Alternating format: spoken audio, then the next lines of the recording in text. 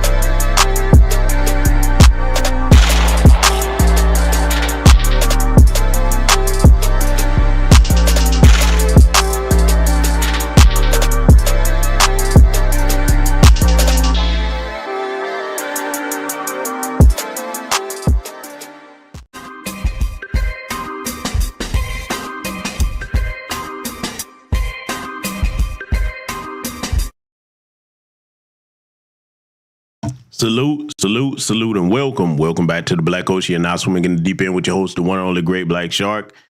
I hope everybody that's gathered over here today is doing well. I hope you've spent quality time with your family members and everyone is in good spirits and in good health. I'm going to say it at the top of the broadcast. I want all of you out there gathered on the sound of my voice, whether you listen to this live or recorded, to be extra careful during this holiday season. I said it before. I'm going to say it again. For some reason, we have the crash test dummy Olympics going on during the holiday season from Thanksgiving all the way up to New Year's, where all the drunk drivers like to get on the road and showcase their drunk driving skills. Do your best, ladies and gentlemen, to get where you're going early. And if you can, it requires for you to be there at that location for a while and it gets late. Try not to be on the road at night, because that's when they choose to get liquored up and get out here on these highways. Okay. So I just wanted to make sure that I remind you all of that. Okay. I want you in 2023, make it to 2024. Okay.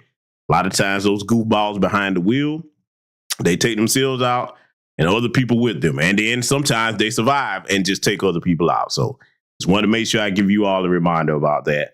But tonight, ladies and gentlemen, what we're going to be dealing with on tonight's broadcast, you see these four degenerate demons right here. Okay, we're going to be dealing with this. As the broadcast suggests, we're going to be dealing with understanding what evil really is regarding the dominant society, putting the cape on for one Mr. Derek Chauvin that you see up here, and I use Mr. loosely.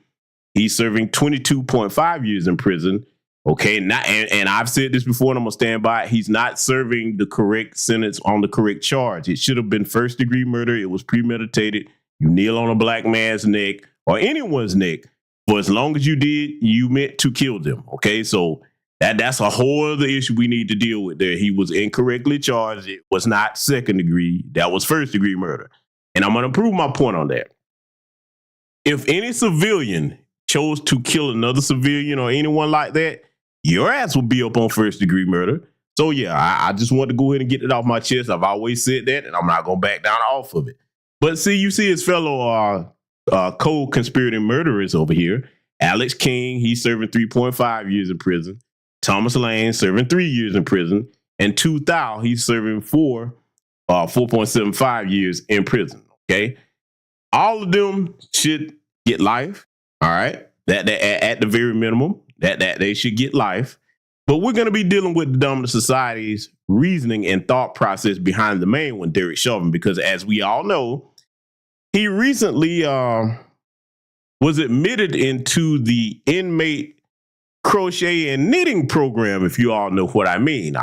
Look, they've got arts and crafts in prison, and I just, I really don't understand what all the uproar is. I just, maybe an inmate was like, hey, Mr. Chauvin, would you like to participate in the inmate crochet and knitting program? And, I believe that an accident happened. That's what I honestly believe. I don't think that any wrongdoing occurred. It was an accident, in the arts and crafts inmate system.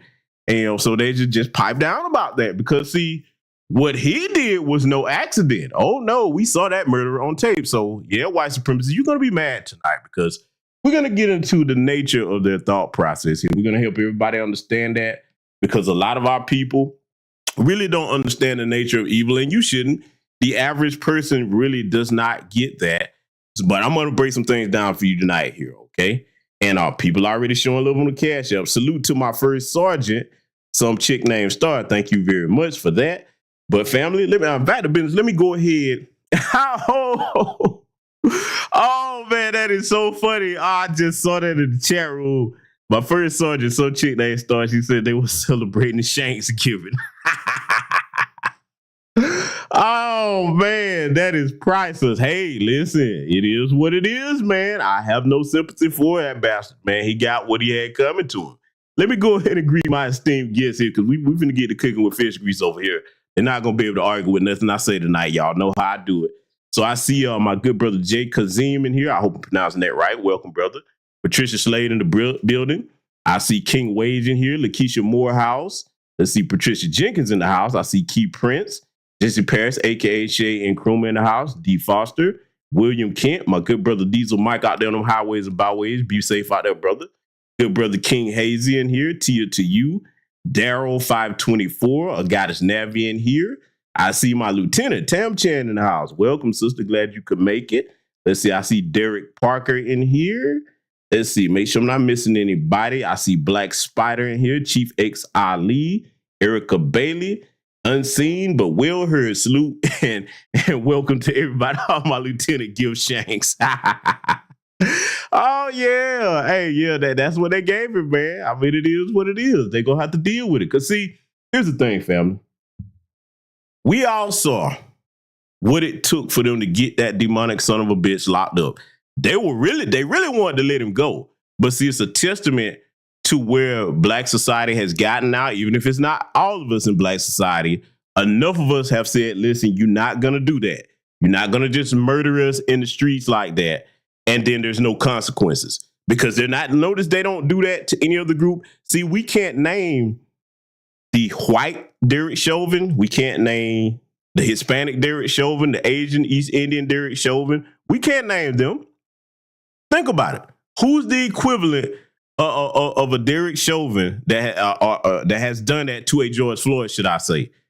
Should I say that? In other words, who's the equivalent of those other races, George Floyd with a Derek Chauvin situation? You can't name it. Nobody can show that to me.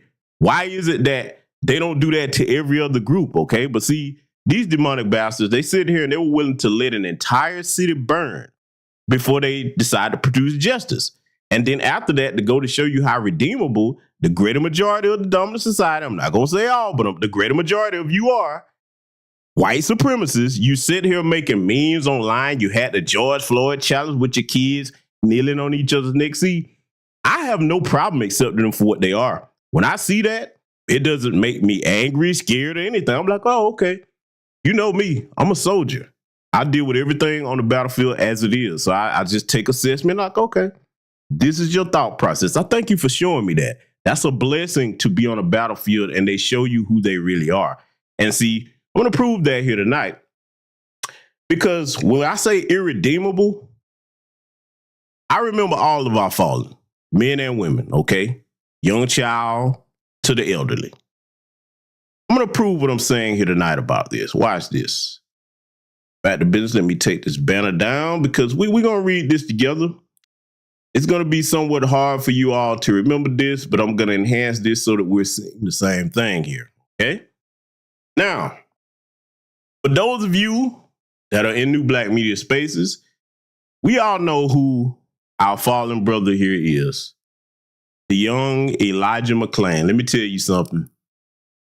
As disturbing as what happened to our brother George Floyd was, this also sits on my mind heavy the same way. because I'm going to read to you this young man's last words here. We're going to read this together. I can't breathe. I have my ID right here. My name is Elijah McClain. That's my house. Oh boy, see, listen. I was just going home. I am an introvert. I'm just different. That's all. I'm so sorry. I have no gun. I don't do that stuff. I don't do any fighting. Why are you attacking me? I don't even kill flies. I don't eat meat, but I don't judge people. I don't judge people who do eat meat. Forgive me. All I was trying to do was become better. I will do it. I will do anything. Sacrifice my identity. I'll do it. You all are phenomenal. You are beautiful and I love you. Try to forgive me. I'm a mood Gemini. I'm sorry. I'm so sorry. All that really hurt. You all are very strong. Teamwork makes the dream work. And in parentheses, it has the brother was crying. Oh, I'm sorry. I wasn't trying to do that. I just can't breathe correctly. Proceeds to vomit the pressure to his chest and his neck. Let me tell y'all something. To read that brother's last words,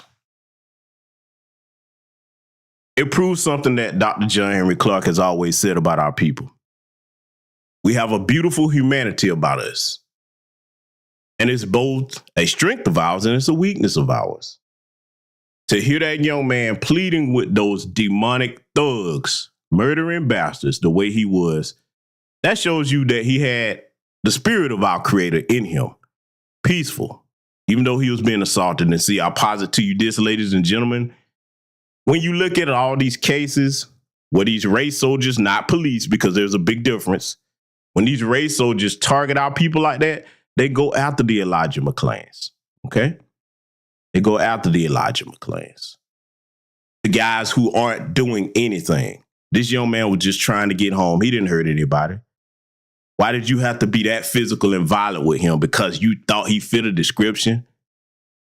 All you had to do was communicate like somebody with higher brain function, but it takes civilization to do that. But see, I got something else to show you because we're going to come back to the situation with our young brother Elijah here before we get on with the rest of tonight's broadcast, because it's going to fit into everything that I'm saying here.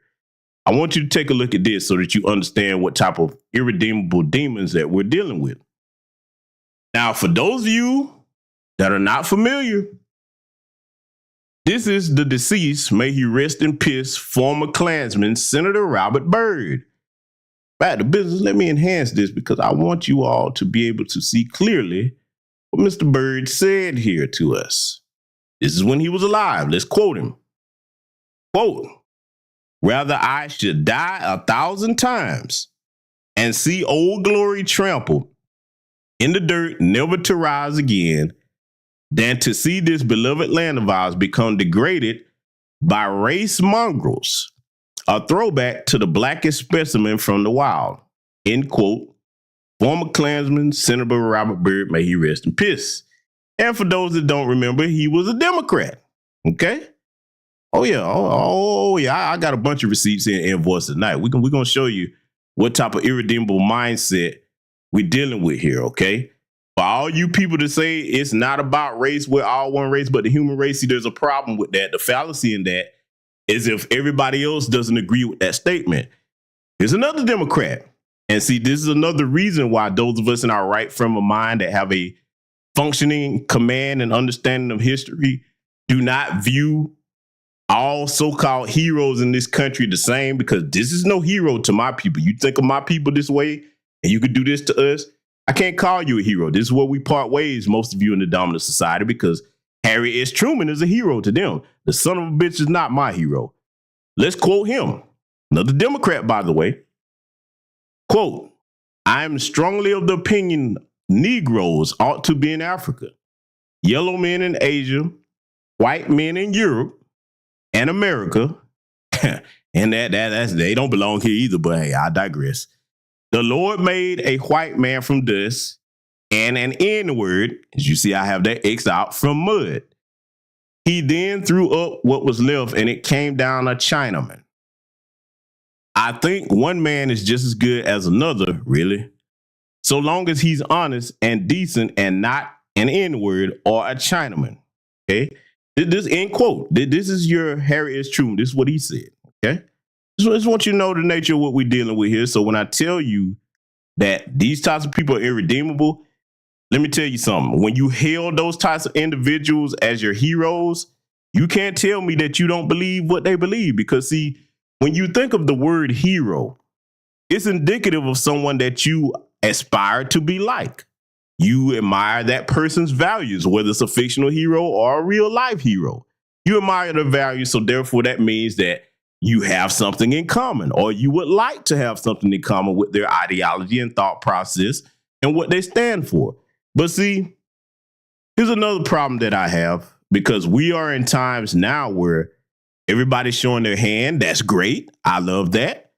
But to those of us who are foundational Black American freedmen men, I want you brothers to understand the responsibility that we have regarding the protection and security of our people.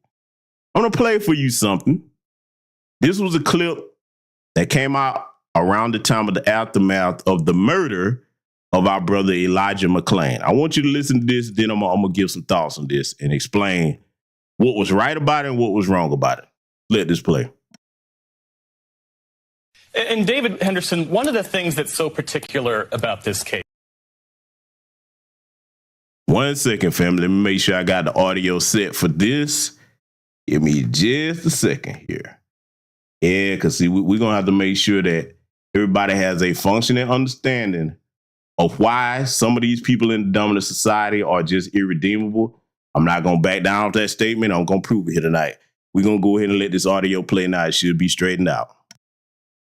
And David Henderson, one of the things that's so particular about this case is, as you mentioned, based on everything we know about it, there was no reason for Elijah McClain to have been stopped in the first place. Somebody saw him walking at night. He had a ski mask on. He said he was cold. It was Colorado. And he said he was anemic, and that's why he had a ski mask on. And then he was set upon by police and was drugged by paramedics. They gave him 500 milligrams of this powerful sedative. This kid was 5'6", weighed 140 pounds, and they gave him enough sedative that you would give to somebody who weighs 220 pounds. And his final words are haunting and tragic. He says, God. He says, I can't breathe. He says, I can't breathe. I have my ID right here. My name is Elijah McClain. That's my house. I was just going home. I'm an introvert. I'm just different. That's all. I'm so sorry I have no gun. I don't do that stuff. I don't do any fighting. Why are you attacking me? If Elijah McClain isn't safe, who is? Who is David Henderson, Paul Butler? Who's safe? I'm sorry. I'm sorry. No, that's why we're here. And I appreciate you drawing attention to what's important. Okay, so you heard that, right? Now, the only thing that was right about it was that he accurately described what happened to our brother Elijah McClain. But let me tell you what I have a problem with. And I make no apologies for what I'm about to say. When the children of any nation are beset upon and done harm and killed, that is a declaration of war. That's been the truth for longer than any of us over here in this chat room have been alive. Any nation that you go to on this planet, if you attack their children and their women, that is a declaration of war. When a declaration of war has been declared upon you, it is the responsibility of the warrior class to prepare to deal with that threat. And I'll posit to you that that is not how you do it. My heart hurts for that young brother and everyone else. But let me tell you something about tears. Okay, see, warriors view tears different. If I'm going to cry, it's going to be in the privacy of wherever I'm going to go to prepare myself to deal with said threat. And it might be in the presence of my fellow comrades to deal with that threat because, see, at the end of those tears must come action to produce justice. Y'all follow what I'm saying? I have to be measured with my words because I am very angry at what I just saw. Because, see, that's done by design. You go get a simpering, crying black man up here who's supposed to be a part of the warrior class to sob and whine and say, well, if Elijah McClain isn't safe, then who is? Let me tell all of you that are on these news networks like Van the Crime Man Jones and everybody else, let me tell you something. I'm speaking directly to you. You are a disgrace to our people for that display of weakness because they put you up there to show, see, if the men, the warrior class responsible for protecting you are up here crying, you should all be afraid. See, them bootlicks and them cowards, they don't think about that type of imagery. Even if the brother had to step away and take a break, if anything, it should have made you angry. See, you can't shame me with the angry black man stereotype. You damn right I'm angry about how my people are being treated. It is our responsibility to be protectors. The women and the children look to us for security and safety during times of a threat, okay? That evokes no confidence. So that's my issue that I have with that. And it's done by design again, ladies and gentlemen. They pick these weak, soft-spine men like that to put up on TV and start crying. No. Any tears that I shed for my brother, they were not going to be tears that make me afraid because it's our job to make sure our people are safe. I'm going to say it again. It is our job to make sure our people are safe. Now that we've gotten that taken care of, tonight we're going to delve into the degenerate and demonic mind of these white supremacists. We're going to understand this evil because I don't know how many of you know it or not. They're trying to cape for Derek Chauvin, and hopefully they're going to try to get him moved to somewhere that's so much safer. Like they tell us, hey, if you can't do the time, don't do the crime. No one told you to step out of your house that day when you put that uniform, that badge on, and to go and murder that man. These four demons, four of them. Once you got this man in handcuffs, I'm finna go ahead and get something out the way before we start reviewing what I have to show you here tonight, and some you're gonna have to listen to because you know when I get the cooking, boy, they start coming for my channel. It is what it is. We're gonna power through it though. If you have four men on one man and you get that man in handcuffs, and George Floyd was a big guy, okay? Even if he was high on something, okay, you got him on the ground. You know what else you could do to restrain him where you didn't have to put a knee on his neck? You could cuff or get some shackles and put around his legs. At that point, he's contained or detained until you're going to do whatever you need to do with him. That would have solved the problem right there. So it's not a matter of training, okay? We're just going to get all that out of the way. But see, these degenerate white supremacists, I'm going to let y'all hear some and partially see some things here tonight that these white supremacists are trying to proclaim regarding the whole George Floyd situation, because you all know they've got to lie, oh, he was high on fentanyl and all of that. I'm going to tell you something. I don't give a damn what he was high off. Why you not running around killing these opioid zombies out here in your community? Huh? I don't see you killing them and kneeling on their necks. And they actually tried to assault and attack police. I didn't see George Floyd trying to attack any police officers.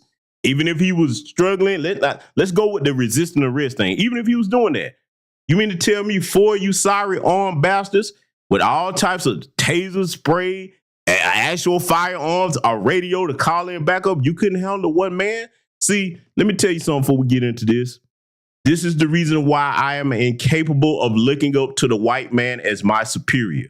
When the average ones of them join these police forces and you that much of a coward where it takes that many of you to deal with a man and you still have to kill him? No. I'm cut from a different stock than that. So this is why I look at Negroes that put them on a pedestal with the side. I'm like, how?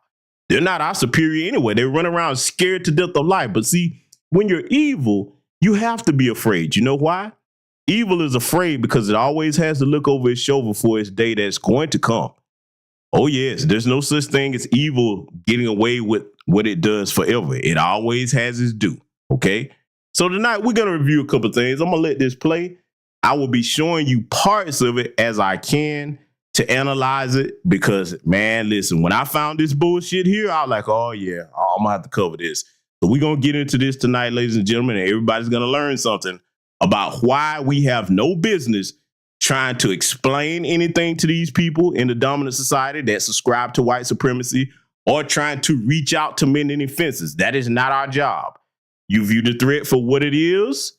You do not be afraid of the threat, and you take the proper steps to protect yourself and your family and communities from the threat. That's it. We're going to get started with this. In 2020, George Floyd says, I got shot last time. Man, I got shot last time. Same way, man. And you would have been the last officer to arrest George Floyd. Did you shoot him? No, I didn't shoot him. No.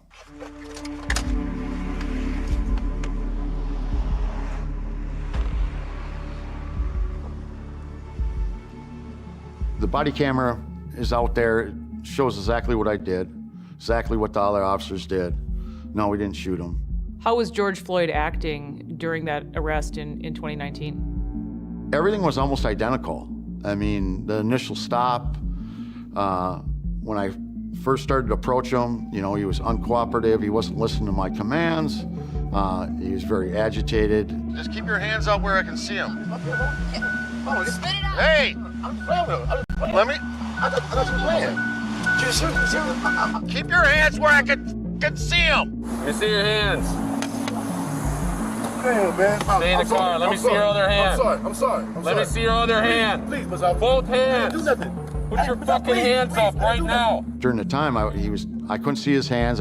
He was moving them out. We found out later he's probably eating dope. Hey, okay, man. Open your mouth. Spit out what you got. Spit out what you got.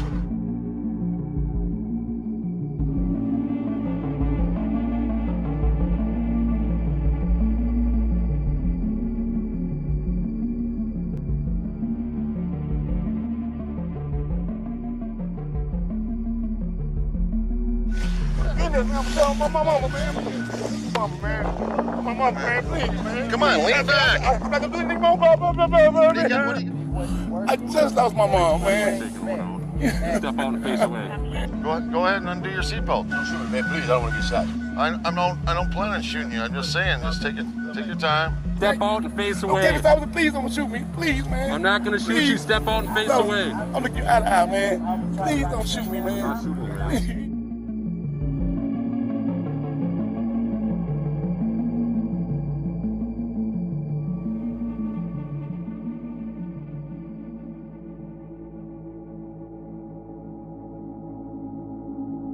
For 5 whole excruciating minutes. For 8 minutes and 46 seconds. 8:46, 8:46, 8 minutes and 46 seconds. 9 minutes and 29 seconds. 9 minutes and 29 seconds, right? Actually, 8 minutes and 46 seconds.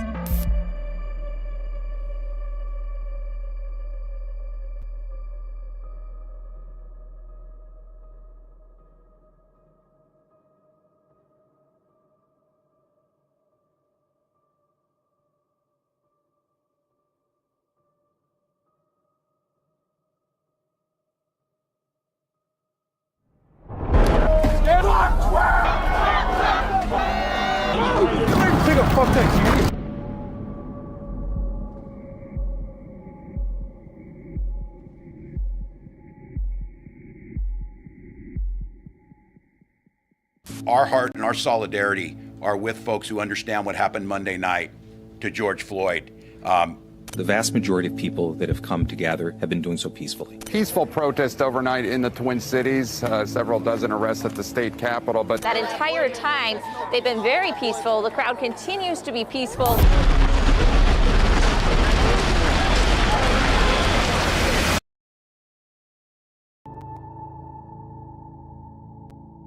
It started out as a lot of people gathering, which is, your First Amendment right, but it quickly changed. My husband actually left for work before me. He works for Minneapolis Police Department, and he texted me on the way into work and said, "You're gonna have a bad day," and he was correct.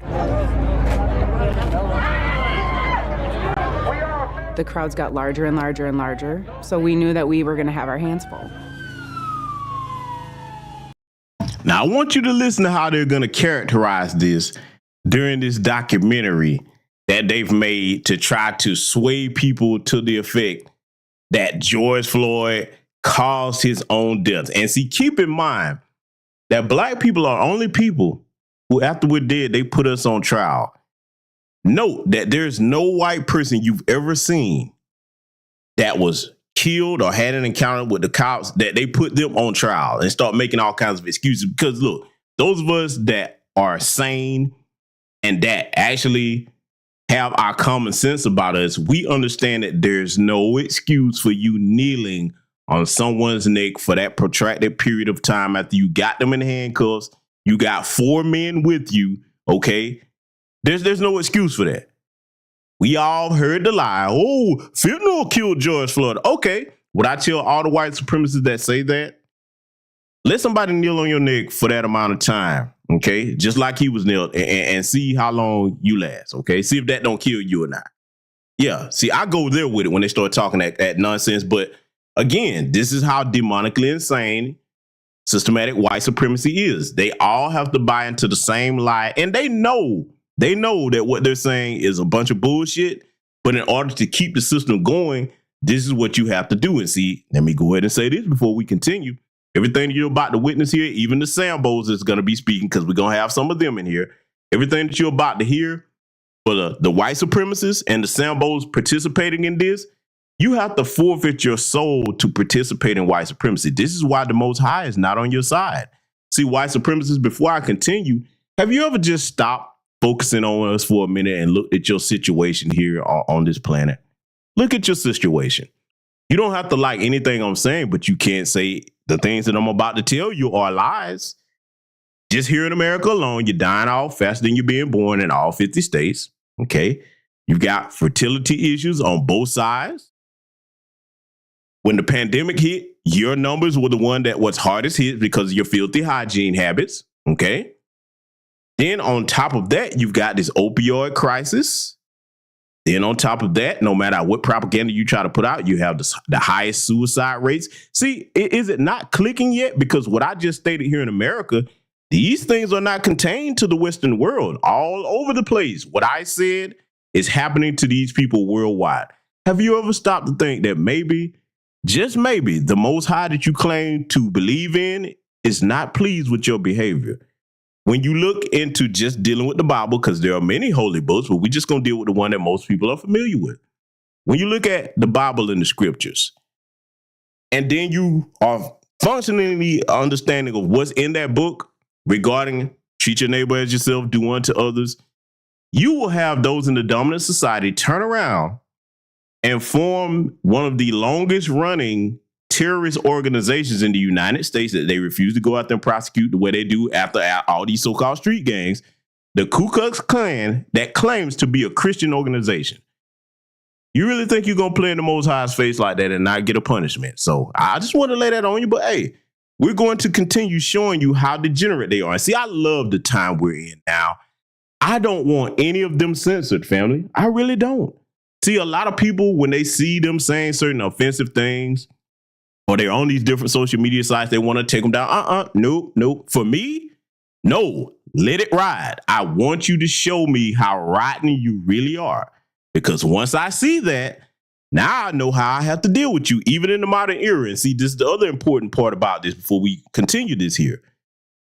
A lot of the white supremacists like to say, well, that was a different time. It was so long ago. Well, no, because this documentary that we're going to be viewing parts of here was not produced so long ago. This was produced this year. Oh, yes. So it was not so long ago. You are the same as your clan sisters because white supremacy is passed down like a family heirloom. But don't take my word for it. We're going to let the white supremacists and the Sambos make my point for me. Let's get back to it. Each day it just compounded. By the end of the day, it was probably 1,000 people. And then the next day it was 4,000 people. And then the day after that, it was like 8,000 to 10,000 people. I think it's really important for people to understand that the police that were working the street at that time were dealing with situations that, in my mind, only you could think of as wartime. This is like a modern-day war zone. I mean, this is unbelievable what is happening on the streets of Minneapolis. So we're seeing someone being wheeled away, someone who looks pretty badly injured. They threw a whole bunch of bottles and rocks, and I got hit in my mouth. I ended up breaking 3 more teeth. Break that shit! Fuck that shit! We were dodging water bottles, bricks, Roman candles, anything they could get their hands on.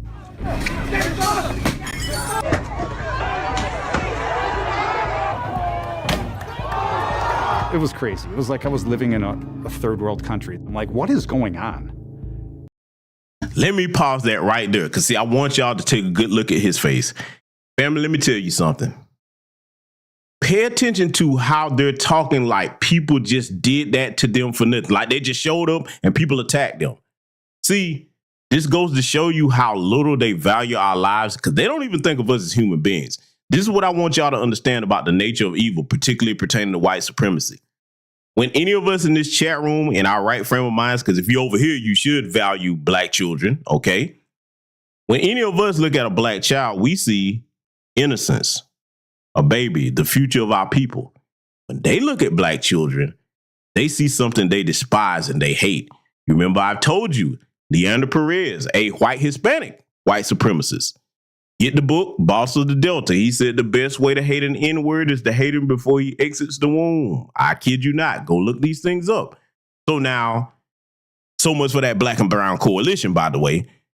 Here's the thing. Listen to how they're sitting here making themselves the victims as if nothing was done wrong. Like the people just did that for no reason, huh? See, this is the demented, psychotic nature of the white supremacists. No matter what they do to other people, only their lives have value. So if you defend yourself against that, you're the bad guy. Oh, you're the ones who victimizing them. This is how sick these people are. But again, don't believe me. I'm going to let them tell you. Where do I live right now? Hey! And this is a thing that bothered me about government officials, is they let people sit back and throw rocks and bricks and fire bombs, and we're supposed to just put on a helmet and take that. Now, listen to this. This is also disingenuous to go to show you how cowardly and full of deception these damn demons are. Thanks to Barack Obama and the 1033 program, the police departments are mostly using surplus military gear. You have SWAT teams with riot shields and all types of body armor. You mean to tell me? It's because, see, let's just go ahead and clear this up. He's speaking as if they didn't have the opportunity or the will to go and decide what they wore out when they went outside. Why you didn't use some of that stuff? See, oh, but look, when I tell you that you have to be sick in your head to idolize these people as if they're superior men than us, let me tell you something, man. You got black people in neighborhoods every day that deal with crisis situations. They don't have half that stuff. But you cowards, you have radios, weaponry, armor, superior numbers, the biggest gang in America, okay, the Blue Klux Klan, we're going to call it what it is. And you just so afraid. What's the phrase? I fear for my life. You fear for your life all the time? Derek Chauvin didn't appear to be fearing for his life when him and his other 3 thug buddies was kneeling on George Floyd's neck. And see, later on here tonight, we're going to get into something about that whole situation to show you how irredeemable these people are. Because see, a lot of people just tell me I'm reaching, I'm just fabricating things. Oh, just wait till we get done here tonight. Let's get back to it. We are still taking rocks, frozen water bottles. They're shooting mortars at us. Can we escalate our use of force to deploy scat rounds? 1204, negative on the scat round. 1204, again, negative on the scat round. There's another plan in place, stand by. When did you realize this wasn't a typical riot response? Pretty early on, there was no response at all.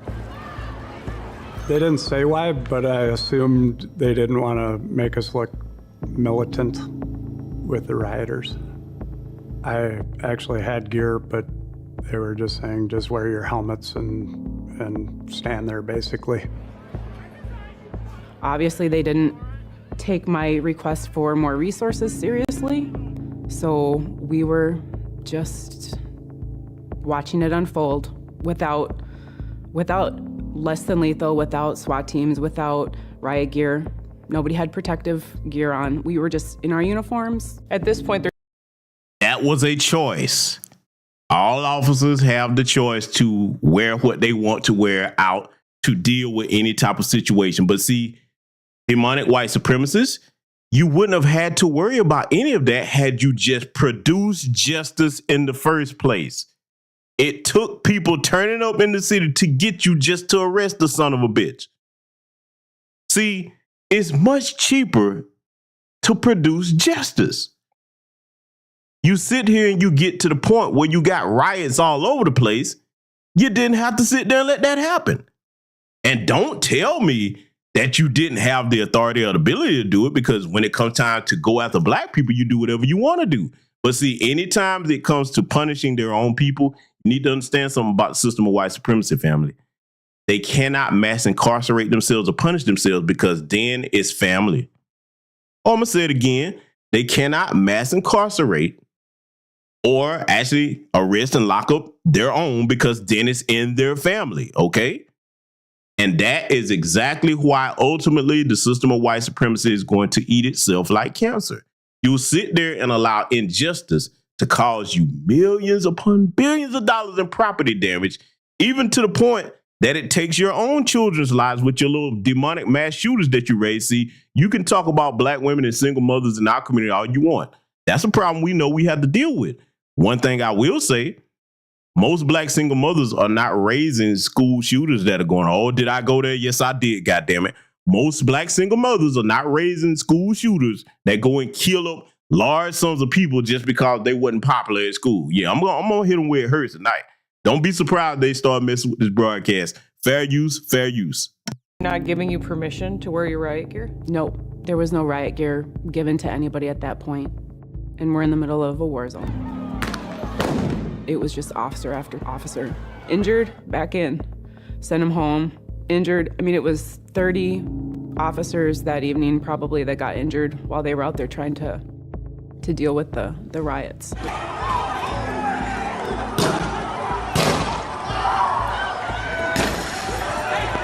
We were in a squad car, me and my partner, and we were at Chicago and Lake.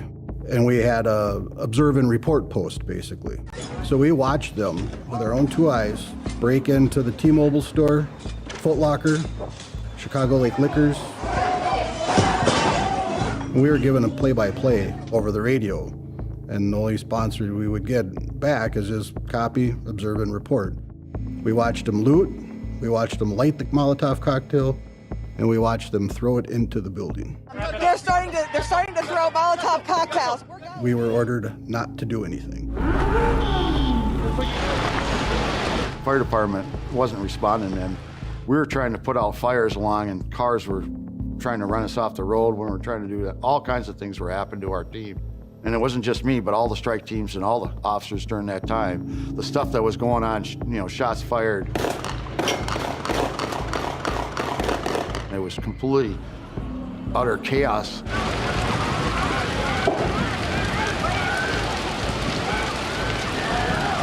This was just kind of wandering around aimlessly, waiting to be told what not to do next.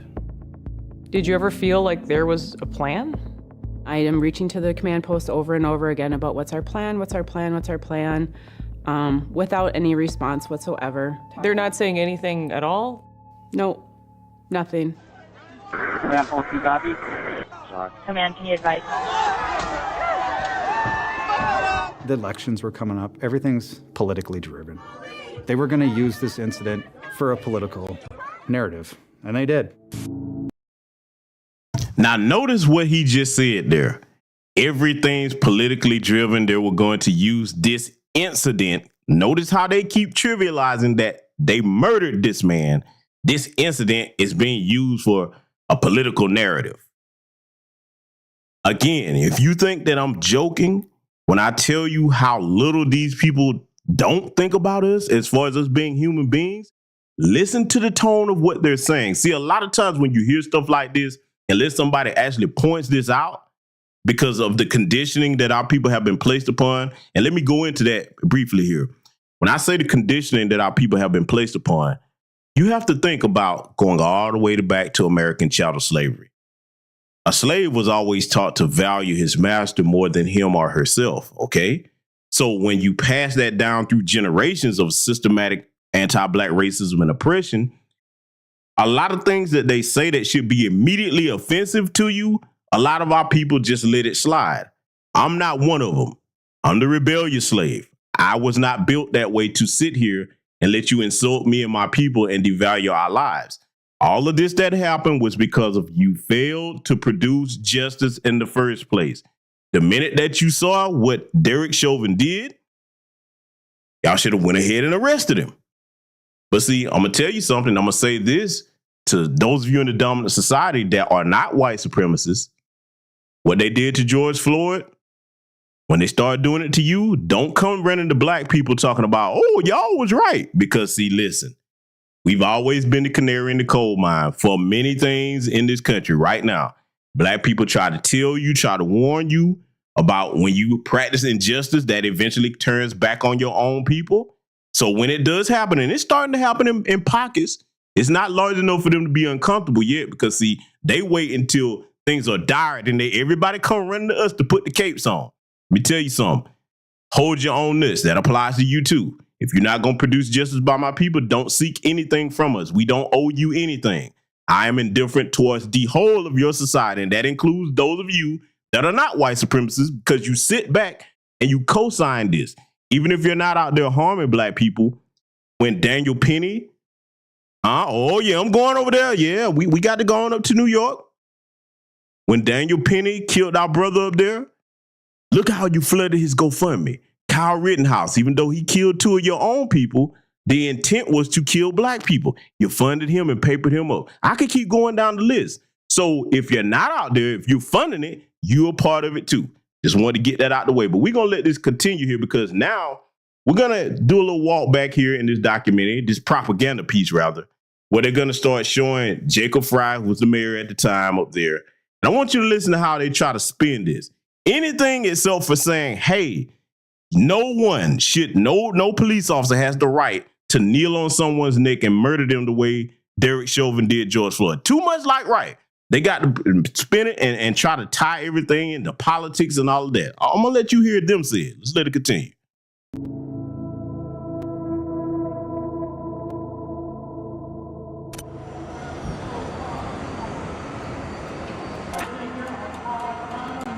It started with the tragic and senseless murder of George Floyd, and it extended through the week of righteous anger being expressed by community leaders and all people of conscience.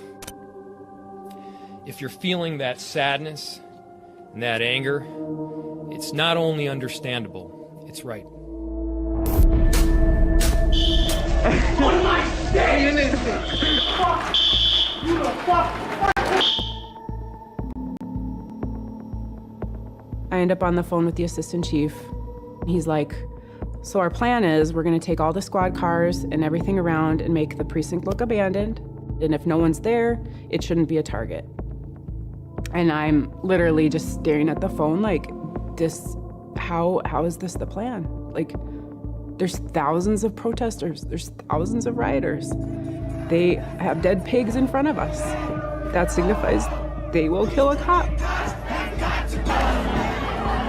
We were tasked to go down to the precinct to remove all of the shotguns and patrol rifles and ammunition from the precinct. When I got down there,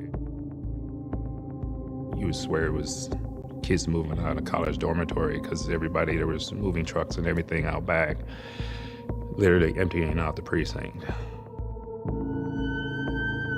People were showing up at the precinct, gathering their things. So they'd come through the fence, get let in, go to the locker, grab their stuff, and walk out. And I was like, where are you going?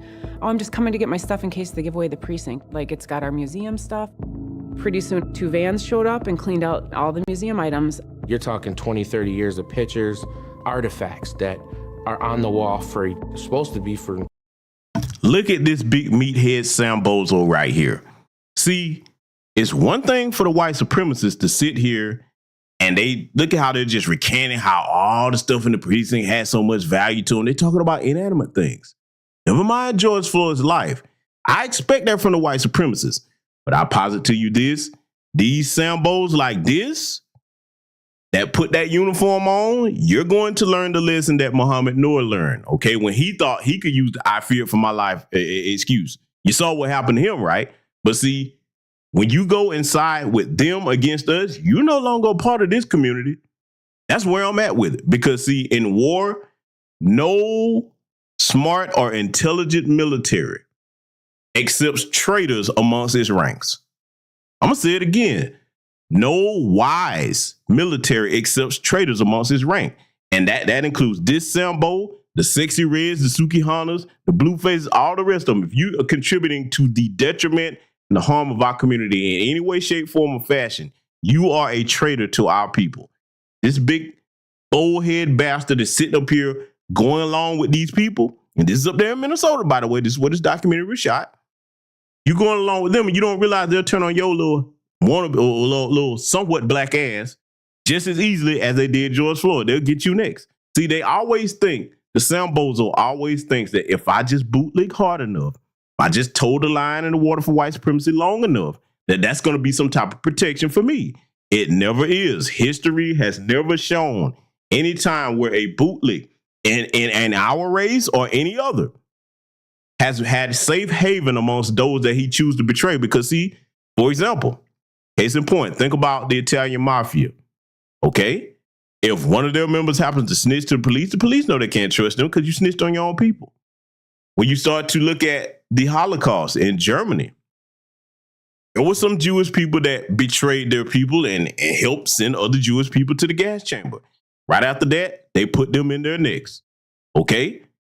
I'm telling you, you Sambozos, it's a different era.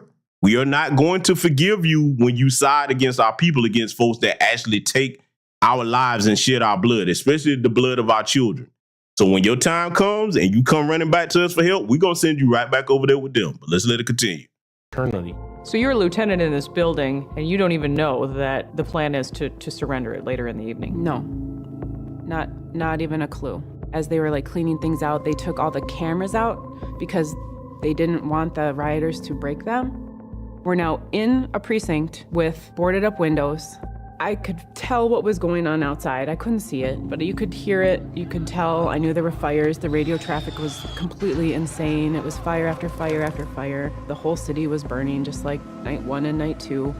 Looks like the U.S. Bank building at 28th and Lake is on fire. Flames above the buildings in front of it. Copy. U.S. Bank at 28th and Lake appears to be on fire. Large fire east of the 3rd precinct. Copy. Large fire east of the 3rd precinct, 2118. I was shocked. I said, no way, no fucking way. And the city's not that stupid. They're not going to do that. You can't just give up a precinct. I did not think anybody in their right mind would think it would be a good tactical move to give up a precinct. I made the decision to evacuate the 3rd precinct. When do you get word that it's finally time to leave the building? So I get a command over the radio that we need to evacuate the 3rd precinct. Evacuate now, evacuate now. I said, like, right now? Do we have to evacuate right now? And they said, yes, immediately. You need to evacuate now. Evacuate, evacuate, evacuate. I have 50-some people. I quickly get on the air and tell everyone to gather in the roll call room. I get a phone call from the head of 911 as I'm trying to do roll call, and she says, our whole 911 backup system is there. You need to go get the radios. And I'm like, okay. So either we're in so much danger that we're trying to evacuate right this second, or we're not. We're going now as fast as we possibly can. A few SWAT teams come in. I realize they are our escort out, and one of the SWAT team leaders looks at me and he says, why are we evacuating? And he's coming from the outside in, and I can't see on the outside of the building, so I'm like, why? And I don't know. He doesn't know, I don't know. We just have to evacuate. Evacuate now, evacuate now. Time is 21:55. They're about to breach the back gate. Everything was happening so fast and there was such chaos. You know, the heart's racing right now talking about this. And we run. We run with our belts on and 50-some people and 3 SWAT teams, and We get to the fence, we can't get out. We got to go where you're sitting just here. There was only one way in and one way out, and the way out was locked.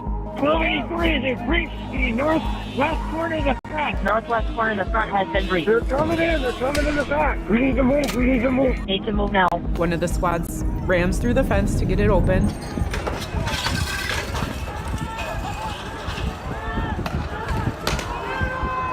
I remember looking through the rearview mirror as we left.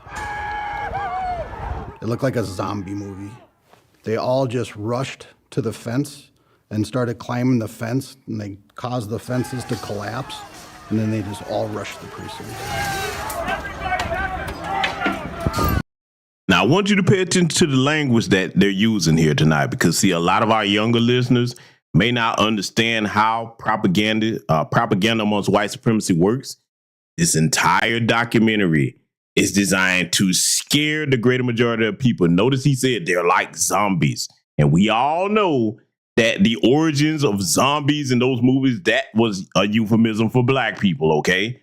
I mean, I want you to see how they're trying to frame this like, oh, they were just so helpless. Oh, the Negroes was coming to get us, as if people just did that for no reason. Once again, to go to show you how demonically insane they are. They're sitting here trying to spin this whole narrative, the little music they got playing in the background.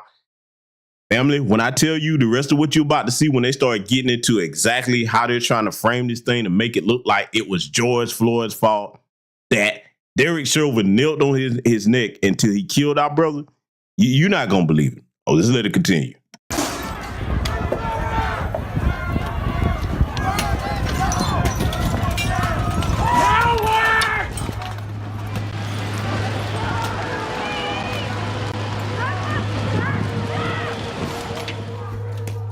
And as we were driving down the line, every window got broken out of the squad car. Driving the gauntlet down Snelling.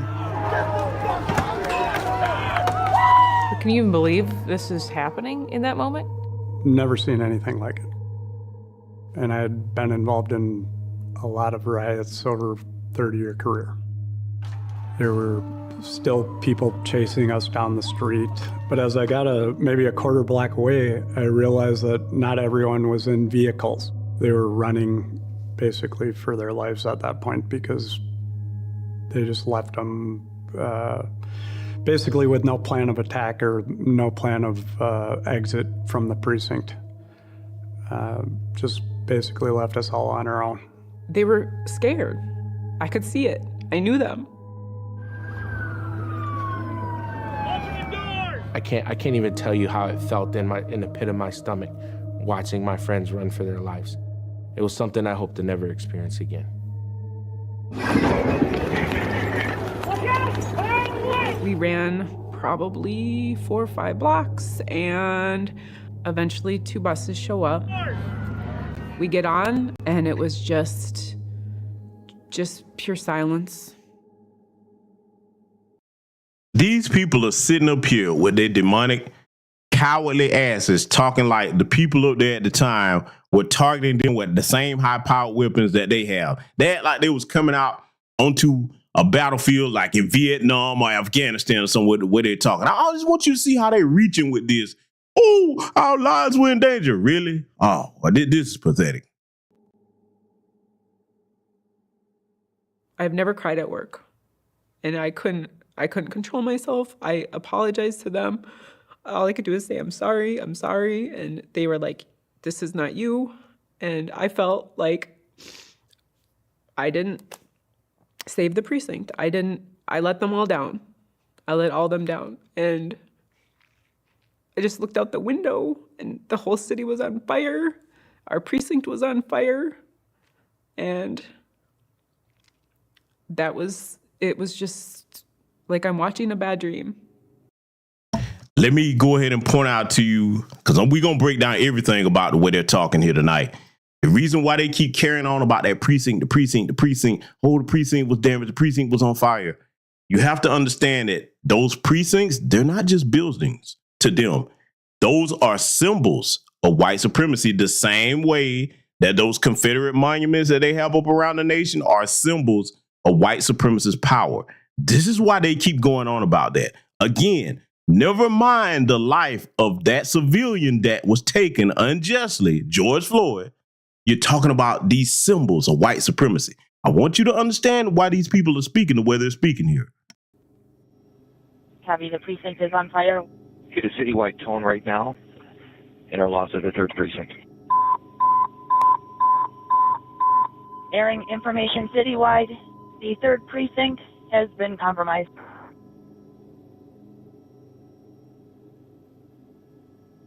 Cops do not run away. Bold-faced lie. Did this piece of shit just say cops don't run away? What happened in Uvalde, Texas? Oh, they don't want me to talk about that, but I'm going to talk about it. Uvalde, Texas, you show up in numbers. You've got surplus military gear. And you were afraid to go in there to save those little white children, weren't you? See how big of a coward you are? Never mind how cowardly you are for attacking black people that protest with signs. You're a coward because you didn't even do your job enough with superior numbers and armaments to go in there and save the little white children from that school shooter amongst your community, by the way. It took one U.S. Marshal to go in there by himself and deal with that threat. They don't run away.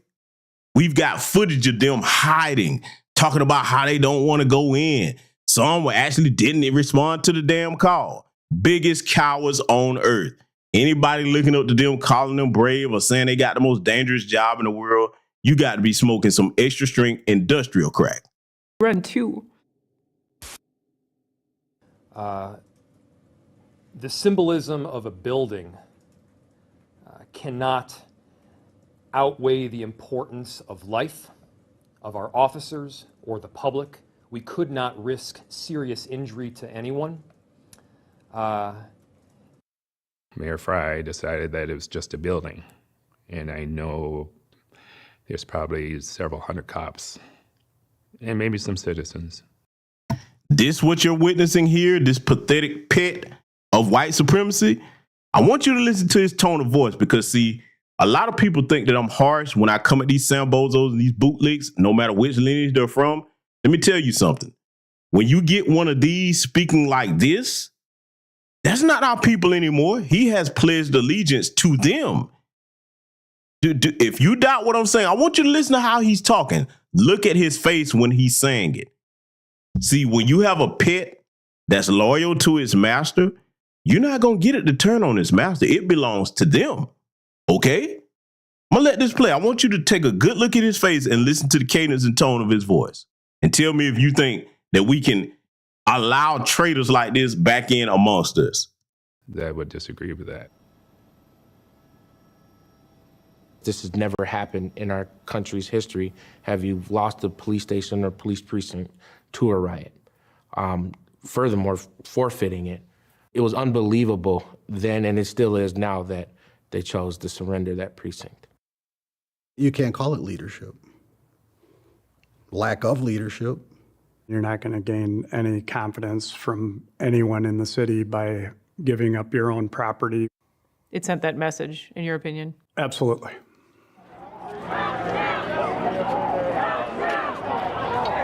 That's some police officer's home, and it had been their homes their entire career. But to him, it's just a building. It was devastating.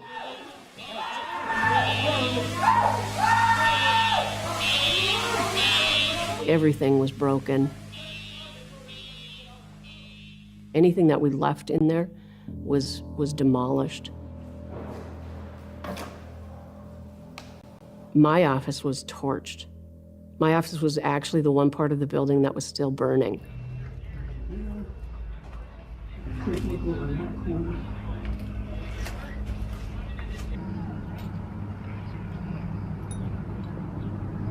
They weren't doing anything to control the riot. They didn't let us do our jobs. We will continue to patrol the 3rd precinct entirely. We will continue to do our jobs in that area.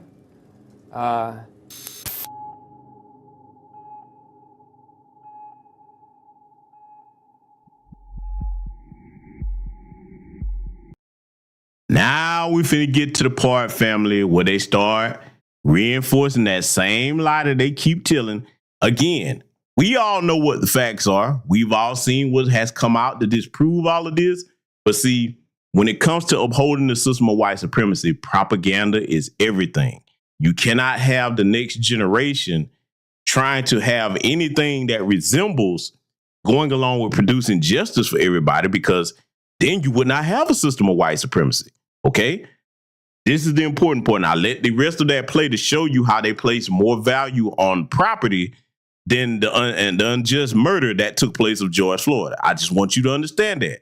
So when you're dealing with these race soldiers out here, you understand how they see you versus how you should see them and those in the dominant society that will aid them and are sitting here right now trying to cape for the Daniel Holtz clause and many others to be released no matter what they did to a black person. They think that anything that you do to a black person is justified. Anything, okay? When I tell you that this is going to show you how irredeemably evil they are, just wait. We're going to get right into it.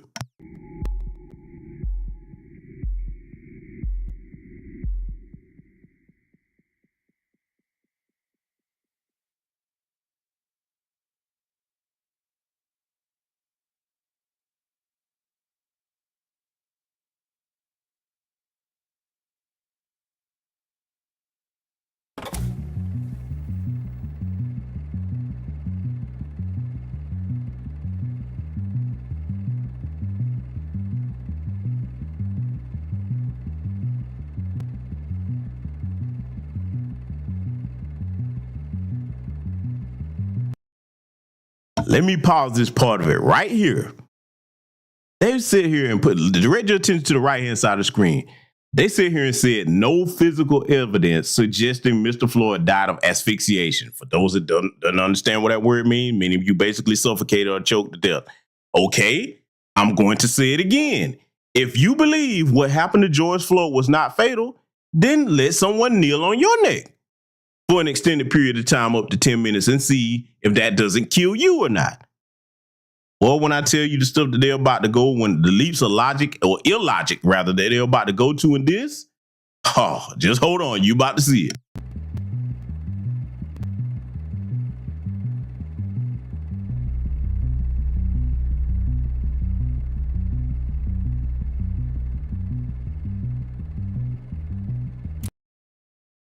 Now, you saw what they put on the screen talking about coronary artery disease. It's coming up with everything.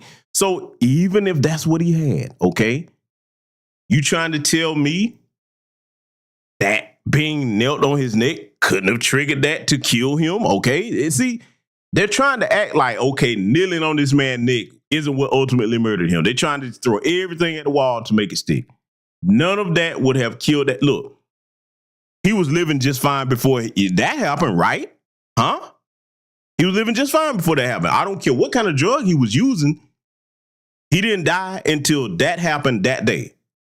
But according to them, oh no. Just wait till you see everything that they're going to reach and pull out. And all of this stuff that they're showing, it's been debunked several times, by the way, by people that have actually done things and given their own assessments and report, but they keep spinning back and doubling back to put these lies together. So let it continue.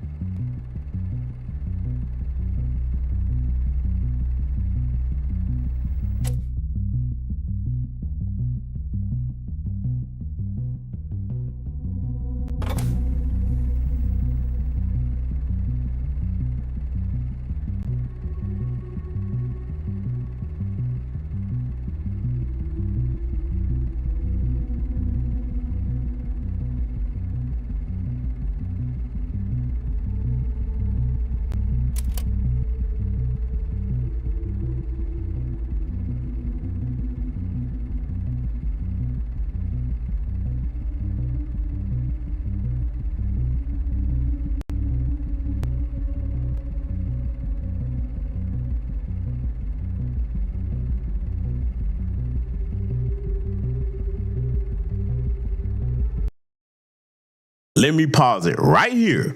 See, I'm going to show you something because look, we already know that it's a bunch of BS, but see, to go to show you how they figure everybody is silly especially those amongst white supremacist society, that they put this type of propaganda out to reinforce what their lies are.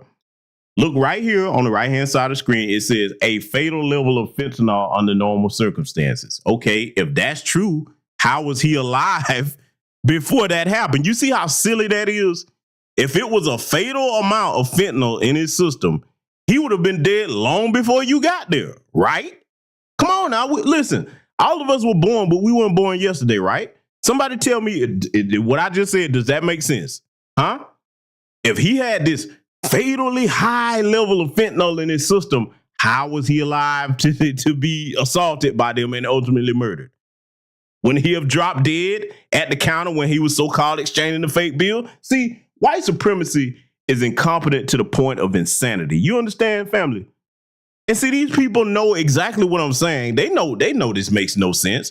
But to show you again how evil they are, they're going to spin it and try to use this to say, see, that's not how it killed George Floyd. It was the fentanyl. Really? He seemed to be walking around fine and healthy before they showed up. So let it continue.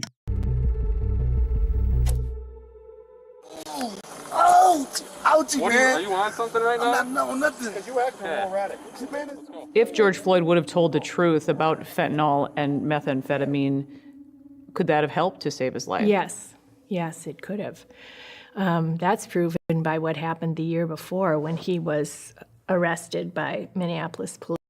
Look at the faces on these damn demons. See, when I say demons, a lot of people think, oh, you just saying it. Oh, look at her face. Look at this creature's face. I'm going to call it what it is. These are not human beings. These are creatures. Look at its face and listen to what it's saying. Again, if none of that played a part, let people kneel on your neck and see what happens. Because, see, I'm going to go here with it. Imagine if a black cop, and you'll never hear about a black cop doing this because we already know what time it would be. Imagine a black cop kneeling on a white person's neck like that.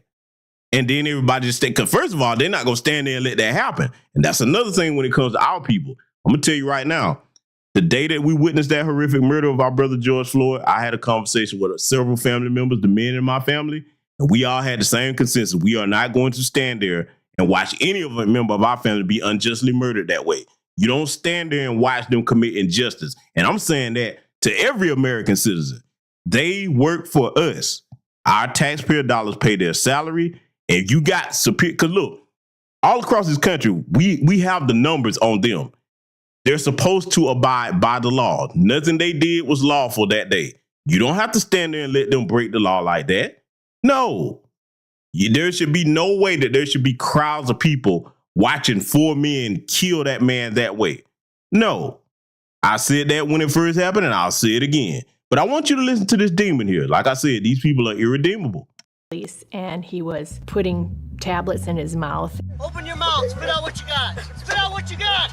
He admitted at some point that he had swallowed a bunch of pills, and the paramedics came and talked to him and took his blood pressure, and his blood pressure was extremely high, 216 over 160, and so he ended up going to the hospital. Put your hands up right now. If he had admitted that he had again ingested pills in the car when they were attempting to arrest him, things could have turned out much differently.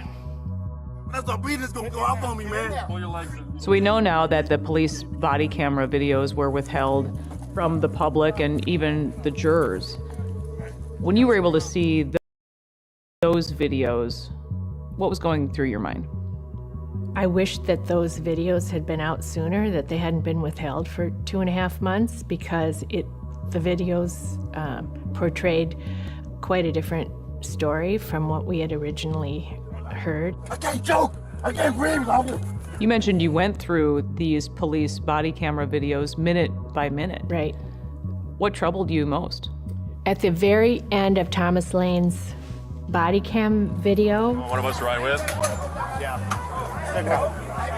Ride with? Yeah, stick out. I don't have my phone. So. The paramedic handing the bag to Thomas Lane to ventilate the patient, you can see that the oxygen tubing is coiled up. It's not even attached to the oxygen source. That's a big mistake. Listen to this damn demon. By that point, when they put George Floyd in that ambulance, he was already dead, man.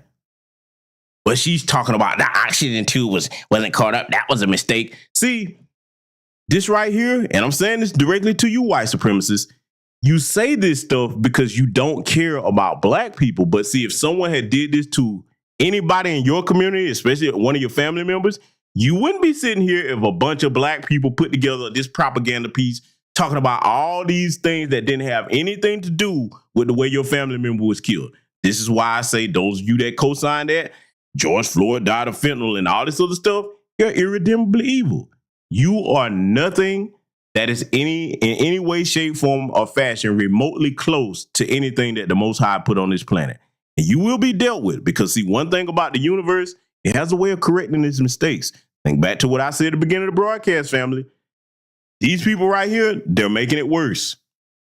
The ultimate fate that they're going to suffer, they're going to wish they had done right by black people. But I digress. Let's get back to it.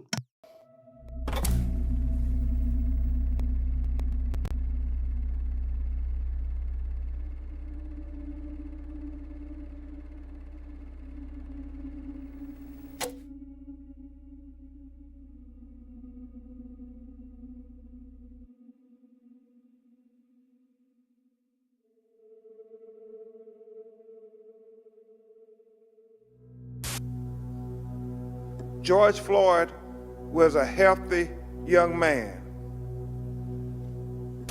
The autopsy shows that Mr. Floyd had no underlying medical problem that caused or contributed to his death.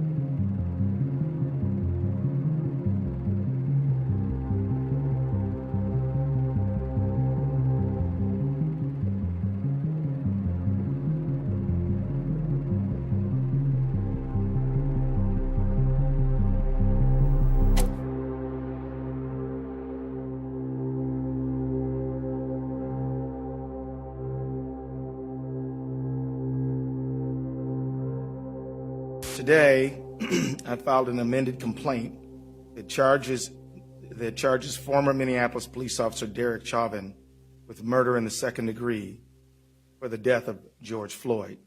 I believe the evidence available to us now supports the stronger charge of second-degree murder. We've consulted with each other, and we agree.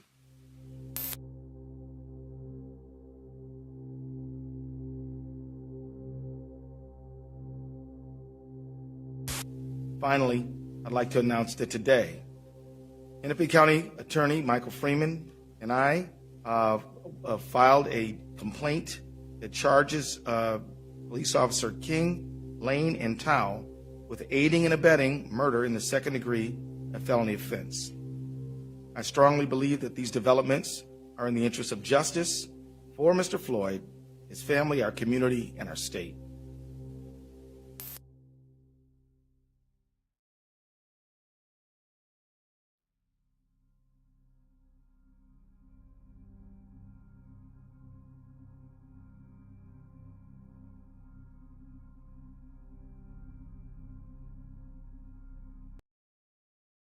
Now, I want you to pay close attention to this date they have up here, June 4, 2020. Okay, this is when George Floyd was buried, his funeral, okay? Look at this sentence right here, right below that. The ceremony begins with Reverend Jerry McAfee giving a shout out to Minneapolis gangs. Now, I want you to listen to what they're trying to do here, okay? Because see, instead of them turning the accountability back on themselves, instead of you condemning this race soldier, you pointing at everybody else except for you. Do you see how insane these white supremacists are? I want you to see what they're talking about, though. We're going to let it play. On behalf of the pastors and preachers from Minneapolis and St. Paul, the Bloods on the south side, Gangster Disciples and Vice Lords on the north side, Psalms 27.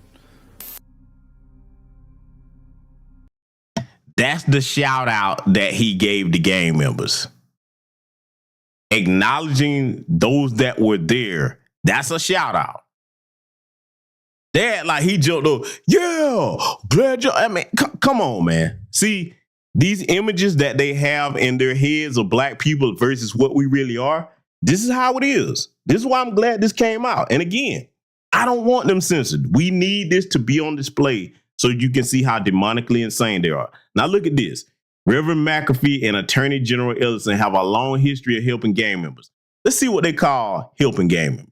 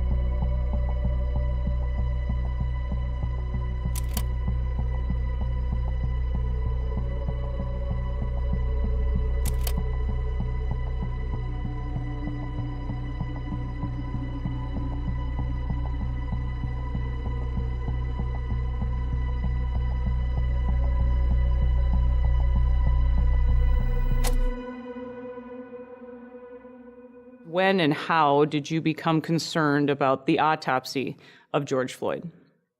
I think we all saw video and television coverage of this, and I saw one of the body camera footages from the police officers that showed that he was complaining of shortness of breath before entering into the car. Right now. And I just had COVID, man. I don't want to go back to that. Okay. Now, keep in mind what this Dr. Tom Haney said. Now, if he was complaining of shortness of breath before this encounter happened here, before they had him on the ground, do you think that it was wise to kneel on his neck to finish cutting off his oxygen supply? See, when you stop and just analyze this stuff outside of the context of the propaganda that they're trying to present to the greater majority of the white supremacist society out there, none of this stuff makes any sense. But we're going to continue. When I start breathing, it's going to go off on me, man. Pull your legs in. I started realizing that, hey, something was wrong with this.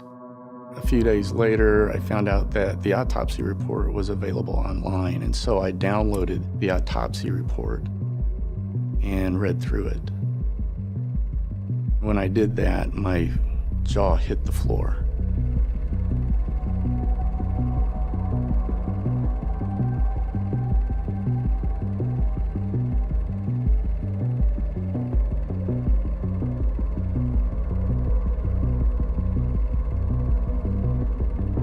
Underlying medical problem.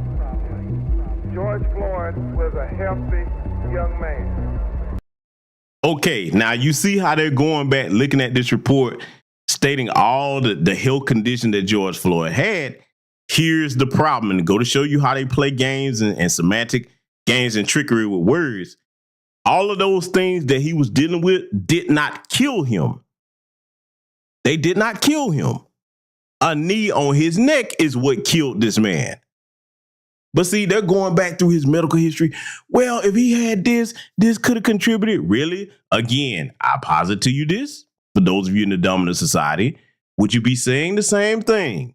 If black people had killed one of your own like that, kneeling on their neck, a black police officer, would you be considering this justice to go back through their medical history and say, well, the knee on the neck didn't kill them. You know, they had this pre-existing condition and that pre-existing condition. See, again, I'm just showing you this so you see how insane it is to try to reason with these people.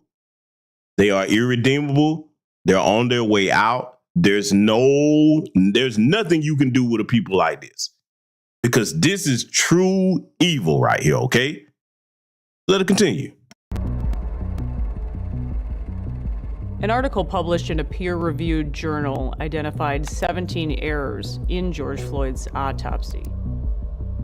Do these errors raise questions about how George Floyd died? Yes. In patients that have acromegaly, they tend to die from cardiovascular complications such as heart attack or arrhythmias. Do you feel in a way they were trying to hide this information? I'm not sure if the medical examiners were trying to hide it, but it seems like the prosecutor team was trying to hide it. There's no mention of that in the original autopsy report, nor any of the other reviews. I wouldn't even call them autopsy reports, but other reviews by other medical examiners. What do you think about that? It's very strange. It raises a lot of questions. The original autopsy was done 12 hours after he was declared dead. The official report that came out a little bit later, I'm told, was changed after the family had a review by 2 other forensic examiners. Those 2 examiners never did a physical autopsy, and in fact did not view any of the slides or pictures. They complained that they did not have those. We acknowledge that additional medical information, including toxicology and further investigation, are necessary for a final report.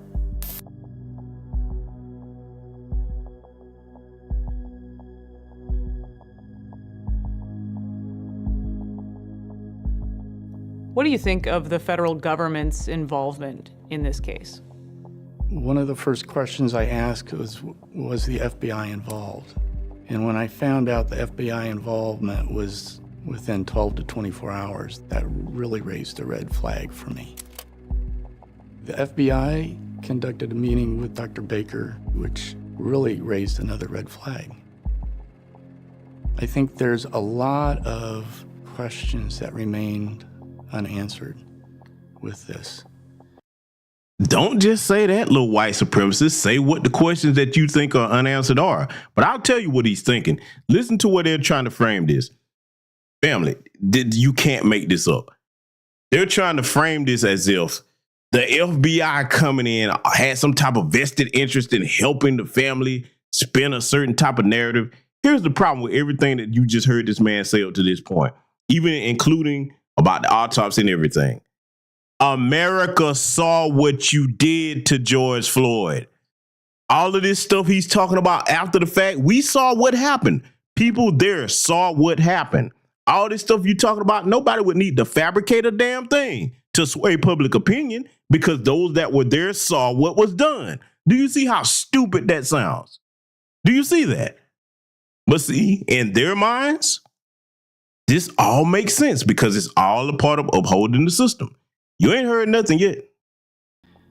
And when I study what happened and how people and our leaders reacted to this, I just shake my head and almost cry in compassion of what has happened to Minneapolis.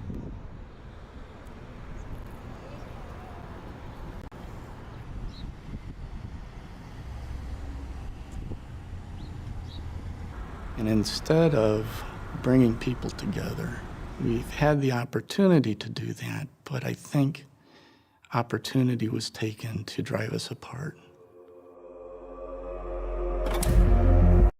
So because they couldn't just do their own investigation and outside sources were called to investigate them, in other words, you're just gonna take our word for it, I'm white and I say so, and because we can't just kill black people with impunity, oh, everything's just going to hell. See, these people literally live. Their life has no meaning if they can't oppress and kill black people with impunity. The minute that justice is produced, oh, the sky is falling. See, again, this is why I'm going to keep saying it. You cannot reason with this type of evil. This is not, and let me make that clear when I say that statement. The reason I'm saying you cannot reason with this type of evil because it's not on the same cognitive functioning level of decent human beings that actually have some type of humanity and a soul to us. See, as black people, no matter which person does something, even amongst our own, we are connected to the Most High, and we can look at that and say, hey, that wasn't right, man. I'm not going to co-sign that just because you're a black person.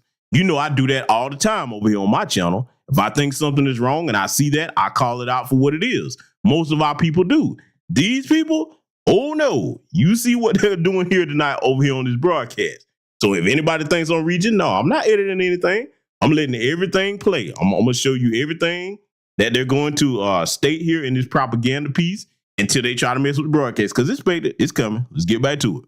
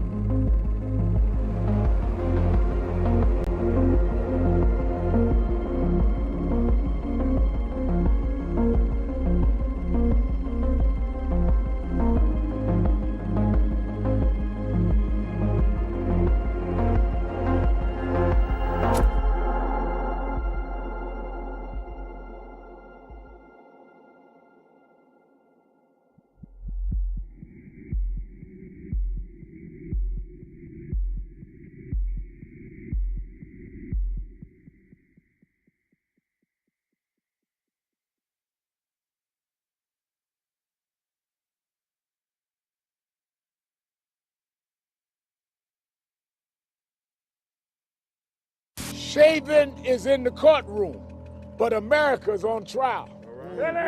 Thank you, George Floyd, for sacrificing your life for justice. But even Dr. King's assassination did not have the worldwide impact that George Floyd's death did. Yes, I got to pause it here on this damn demon that's currently in office as the United States president. What happened to that George Floyd and accountability and policing act? What happened to that, family? Can anybody remind me? Did I miss something? You know, because at times, you know, we all go to sleep and wake up. Did I miss something? Do we have that yet? Anybody remember that, the George Floyd Policing and Accountability Act? Did we see that yet? See, for those of you bisexuals that's sitting here talking about what Democrats have done for us, they've done some things, all right. It's been nothing in our favor. They sit here and lie in front of your face, come out here and empathize with you, just like in that leaked memo from Hillary Clinton's campaign back in 2016. Empathize with you, but don't do a damn thing for you. See, I'm glad that they put him in here because, see, unlike those of in the bisexual class, we don't worship Democrats or any politician for that matter. I want you all to remember this going forward, in addition to the new things we have to deal with in this country with this influx of illegal aliens displacing our people. Remember, this bastard didn't do a damn thing with that so-called George Floyd Justice and Accountability Policing Act. Let it continue.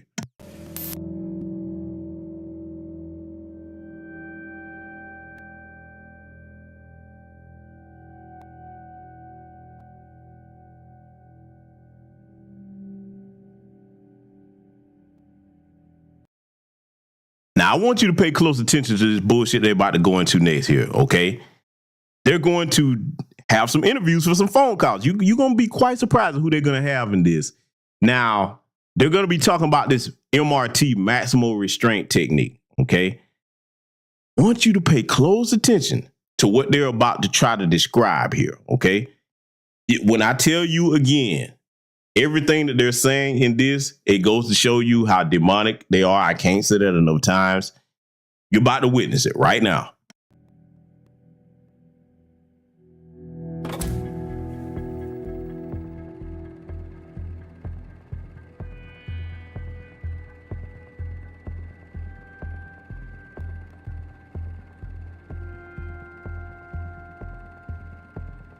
Just take them out and just. For what? MRE.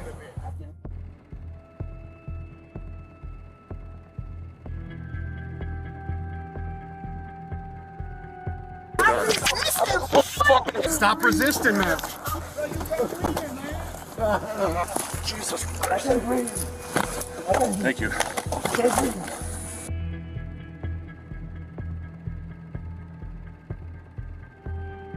Yeah, EMS is on their way.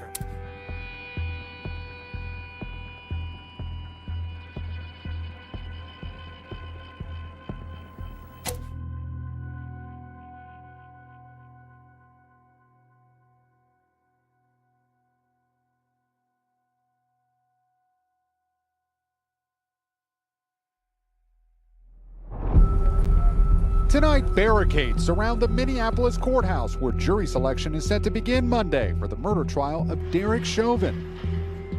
The courtroom in a tower in downtown Minneapolis was ringed Monday with concrete barriers, barbed wire, and soldiers from the state's National Guard.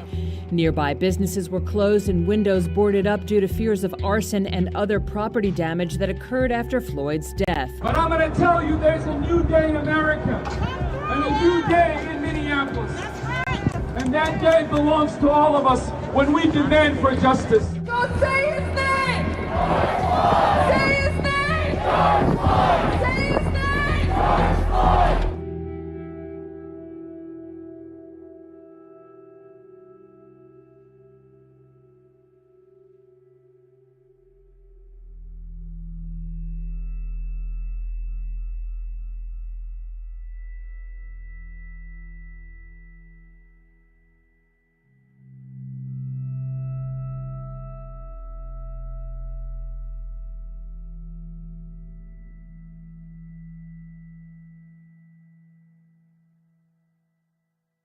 So tell us about that. So at some point when you're there at the scene. Now, for those of you that don't remember that day that our brother was murdered there, this is the lady that was there trying to tell them that they're going to kill him, to call medical assistance for him. And like Project Leroy said, they didn't call until after they were sure that they had murdered this man. I want you to listen to what they're about to try to do with her words here on the stand. Let's let it continue. And salute to Chief X Ali for the cash out. Thank you very much, my brother. Still, did a fire truck come? Yes. And they're coming to respond to the call. Correct? They're coming to respond to the call, and they went into Cup Foods to actually look for a victim, which is unique for that there to be that much miscommunication. Mr. Nelson. You testified that you've been a firefighter now for 2 years approximately? Correct. And I see you're wearing your uniform today? Correct. And that would be like your dress uniform or your Class A uniform? Correct. And that's common to wear when you testify in court? Correct. Fair to say that you were not wearing your Class A or any uniform on May 25th, 2020? Correct, I was off duty. Right, okay. Are you really a firefighter? Yes, I am from Minneapolis. Okay, then get on the sidewalk. Check his right Charles, foot check his now. pulse. Get back on the sidewalk. The man ain't moved yet, bro. Okay, where? Minneapolis! Okay. Is it reasonable to assume that if a patient is having a medical emergency and the police are present, that they have called for EMS? Your question is unclear because you don't know my job, so Okay. Can't answer. Sure. So let's take this scene, right? May 25th, 2020. You walk upon a scene, you see someone having a medical emergency, right? You did not call 911 to get the medics there, right? Right. Would it have been reasonable to assume that medics had already been called based on what you saw when you first arrived? Yes. I can't do nothing. Yeah, EMS is on their way. And in fact, paramedics did respond, right? You saw the ambulance come up. Yes, that's not their normal response time. Okay. And so you noticed there was some abnormal response time for medics. Right, and I also noticed that that is precisely the kind of call that fire would respond to, and Station 17 is just a couple blocks away. Okay. So do officers on scene decide, do we call for medic or fire? I don't believe so. I believe that's dispatch. They call for medical. So if attention. Police call dispatch, and they say EMS, we need EMS code 3. It's dispatch who decides, do we send medics or fire? Well, it would be fire with medics, not just fire ever. I don't know the answer to that. Fair enough. There were a few mistakes that turned out to be big mistakes in the way EMS was dispatched to the scene. So the fire department ended up at Cup Foods walking around looking for a patient when the paramedic had already updated the location. They had moved to 36th and Park, and so the fire department didn't know that. That's disturbing.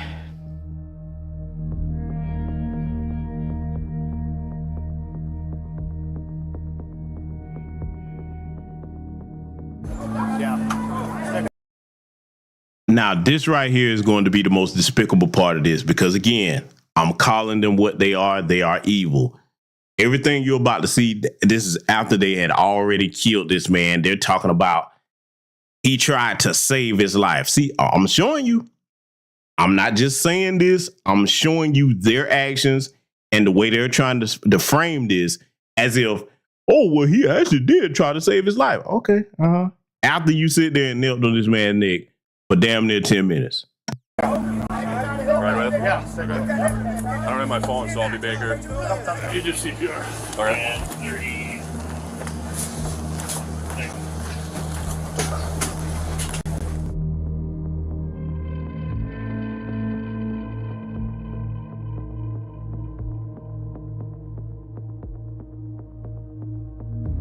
Then as we're saying, I'm like, well, it says code 3. Like, I just don't understand. And then we figured out where it was. So, and then one of your officers was like, hey, ding dongs, the wrong spot.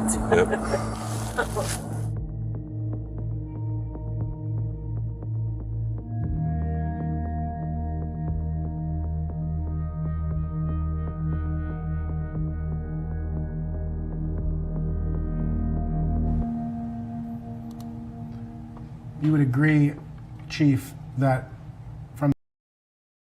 Now, as disturbing as this is, I'm only showing this briefly here so that you can see about the lie they're about to tell next. Because we all saw this. The whole world saw this. You see where Derek Chauvin's knee is, okay? Because the lie they're about to try to tell later on here, okay, and I think it's going to be one of his family members. You're going to see it's coming up. Keep this in mind.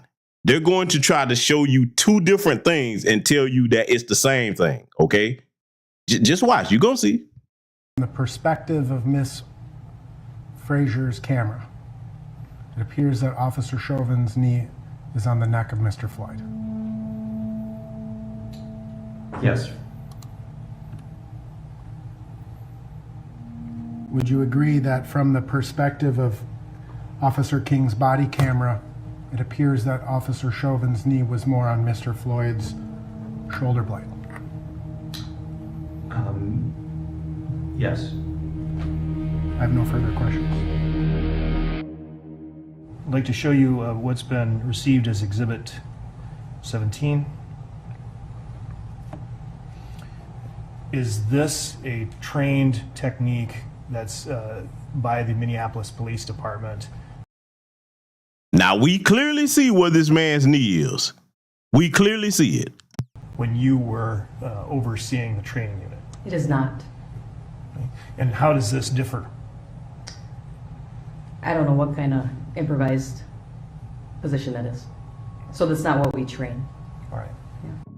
As you reflect on Exhibit 17, I must ask you, is this a trained Minneapolis Police Department defensive tactics technique? It is not. When I heard that part of the testimony, I really wanted to get up off my chair and yell, bullshit. Several of those witnesses testified that MRT, or the maximal restraint technique, was not a part of Minneapolis police policy. Oh, it wasn't part of the training. The pages that didn't want to be presented in court because they weren't in the manual. I've seen the manual. I've read through the manuals. I've seen them. They're not in the manuals? Well, they sure as hell are in Derek's training manuals. So how can they say that they don't exist? That's Derek's manual. These are Derek's training manuals. And MRT is in there? Yes. Now look at this, family. I'm pausing this right here. This is this so-called maximum restraining technique they're talking about, the MRT. Now you take a look at this picture that's supposed to be in this training manual that she's showing here. Where is this officer in this training manual's knee? Where is it? We've all got two eyes. Can anybody tell me where his knee is? Take a good look. Tell me where this is depicting that this so-called maximum restraining technique, how it's supposed to be applied. Where is it? It's on his back, right? Okay, on his back. What the world saw was not what this is that she's talking about. You see what I'm saying, family? When I tell you that these bastards are irredeemably evil, everybody knows, you could clearly see it. We're not going to go back and look at that, but I only let it play so that I could show you the difference between what she's trying to say he did versus what we all saw. She's trying to say, because this so-called MRT technique is in the manual, that this is what he did. That's not what the world saw. He did not do this. And furthermore, let's go back to this again, because see, I want to show you how cowardly they are. You got 4 officers. You got the man in handcuffs. He's off his feet. At this point, if he was any further of a threat, like I said, you could have gotten shackles to put around his legs. And you've got the one of the greatest weapons of all. You got the radio. You could say, hey, this guy, he's so much for us to handle. We need some extra people. At this point, though, I got to go back to it. Common sense. You got the man on the ground. How you can't handle him? In handcuffs, completely restrained, 4 grown men. Nah. See, for me, I don't want to hear anybody talking about how brave they are, because these cowards, when it counts, all they do is run and hide. You Valdez Police Department, we looking at you. We ain't gonna let you live that down. You're supposed to protect and serve, but at a time when the children's lives were on the line, what did you do? You ran and you hid.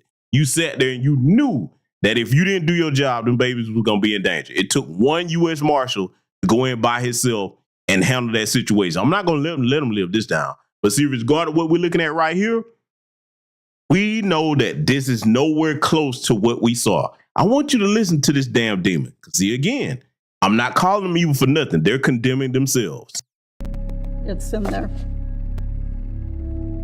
So how can you say that's not part of the training? So the chief of police at that time told a frickin' lie.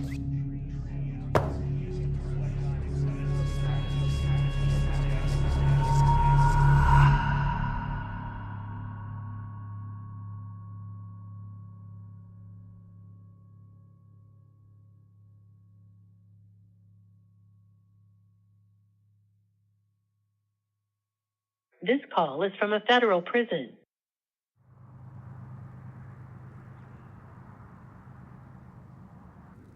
During the trial, several witnesses, including Chief Arredondo and Inspector Blackwell, testified that they didn't recognize the technique you and the other officers were using, as if it was not a part of Minneapolis police training, but was MRT, the maximal restraint technique, part of training and policy? Absolutely. In fact, I'm looking at it right now. 5-316, maximal restraint technique, right in their written policy manual. This is Derek Chauvin on the phone that she's talking to. I want you to hear what he's saying.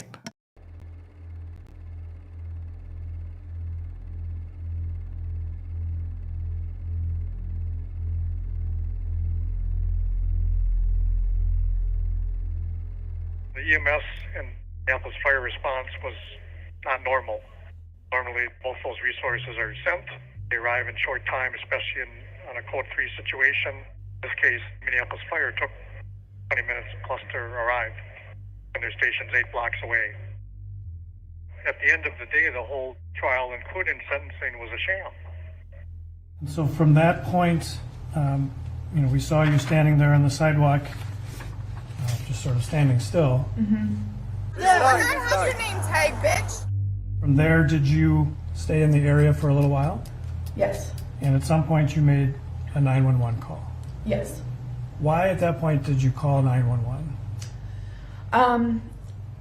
I think it all settled in that I wish I would have done that immediately, because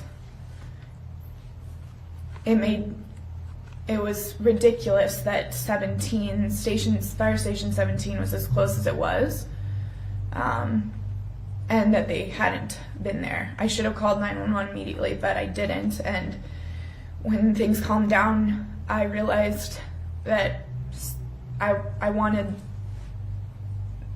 them to know what was going on. Your attorney wanted to show a photo of MR.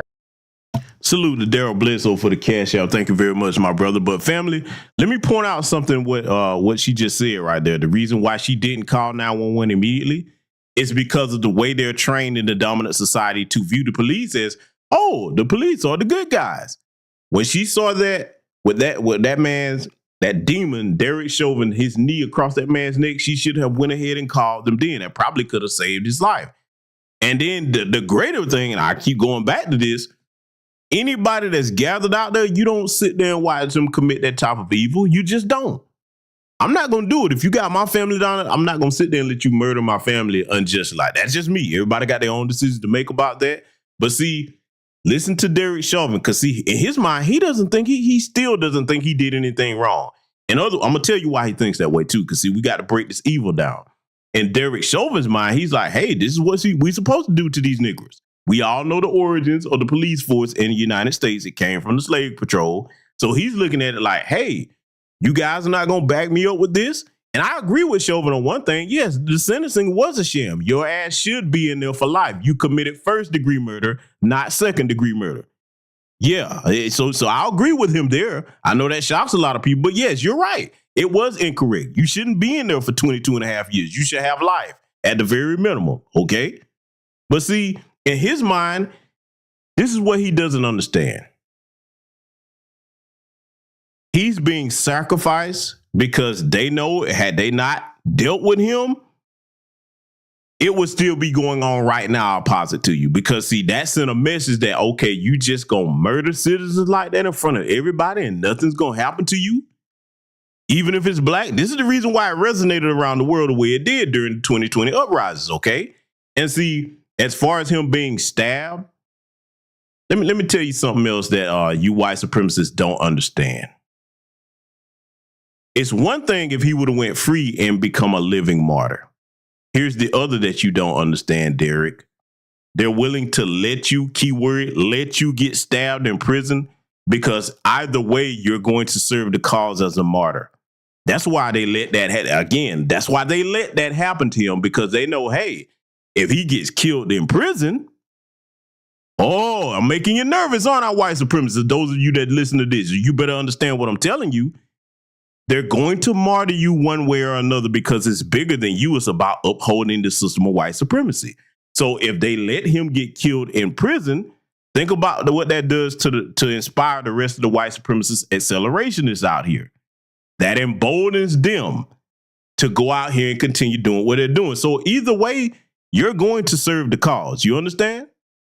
See, this is why it's a fool's errand to practicing the system of white supremacy. See, nobody's ever probably pointed that out to anybody before, but you better believe that that's what they'll do. Anybody think they're beyond that? They've done that many times in history. But don't believe me. Let's get back to it. Let's let it continue. To the jury, but Judge Cahill denied it. Was this a key piece of evidence? I think it certainly is important. Just the fact that it's a PowerPoint training presentation that the city of Minneapolis Police Department delivered, using that photograph that at least illustrates some of the training techniques that are performed. Were you trained in MRT, the maximal restraint technique? Yes. Yes. Yes. Yes, I was. Yes, we all were. Yes, all the police officers were trained in the MRT. Salute to Project Lero for the cash up. And keep in mind these Sambozos here that's going along with that, because I'm so glad that demonic helper put that damn manual up there to exhibit what they call the MRT, which shows that if you're going to do that, your knees are supposed to be across the subject's back. That is not what the world witnessed. And you got these two Sambos sitting up here going along with this as if that's exactly what Chauvin did. See, I love it in this era that we're in. I can't say this enough times because everybody's putting their cards on the table, and these Sambos have put their lot in with their masters. When everything comes time to serve and produce justice, remember, those are your people over there. You don't have a place amongst us. You don't. Because for any black person to see that and then agree to be a part of this, knowing full well that this is a propaganda piece, oh no, you know, brother or sister of mine. Let's let it continue. Your police chief said on the stand that he didn't recognize that technique. I heard him say that. It's tough to hear people lie, just straight lie. And again, goes right back to, for me, the good and the bad, like the right and the wrong. And for you to be under oath and just straight lie. The amount of training that we go through, I mean, it's consistent every single year. It's written down. It's on body cam. I mean, was that unfortunate? Absolutely. I know Derek Chauvin. It's absolutely horrific what happened, the whole scenario. But did he do anything intentionally to make that happen? No, it was all what we were trained on. You helped to train Officer Alex King. What did you think of him? I probably trained a few thousand people.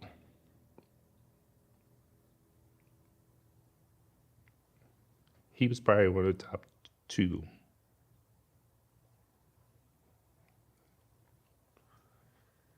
Top 2 or 3 recruits I've ever had. Give me a minute.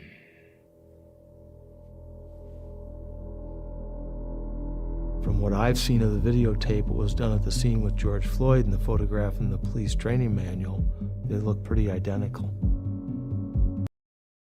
Did you hear what he just said? That looks pretty identical. When I tell you that these people are demonically insane, I cannot say it enough times. If you're going to stick to the MRT narrative, and you look at what we all saw on video, and you look at what's in that manual, a truthful person would have to say, even if it was his intent to use the MRT technique, which, by the way, he's down on the ground in handcuffs, you got 3 other officers helping you. There was no reason to do that any further. But if you're going to go with that, a truthful person would have to say, you applied the technique incorrectly because you had your knee across this man's neck until he died. You didn't have your knees on his back. What would be the point to add any type of extra force during restraining him when he's on the ground in handcuffs? See, this is the part they're just going to skip right over and tell you that that looked identical to what we saw. I'm telling you, man, these are pure evil demons that you're dealing with right here. There's no negotiating with them.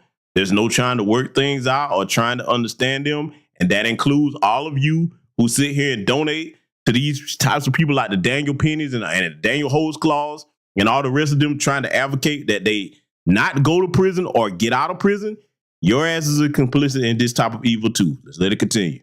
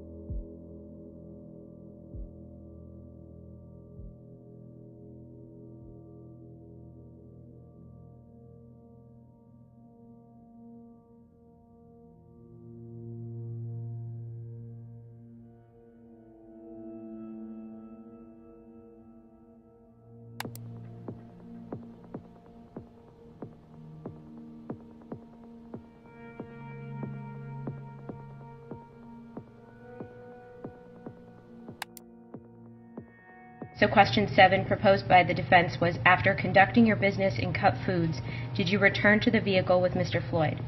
Mr. Hall cannot answer that question. Mr. Hall cannot put himself in that car with Mr. Floyd. Again, this was a car that was searched twice and drugs were recovered twice. If Mr. Hall puts himself in that car, he exposes himself to constructive possession charges of the drugs that were found in that car. Knowing all that, you've had a chance to look at the questions that were proposed by both sides? I have. Would you be willing to answer those if I were to put you on the stand and swear you in as a witness? No, I am not. Okay, and why would you not answer those? I'm fearful of criminal charges going forward. I have open charges that's not settled yet.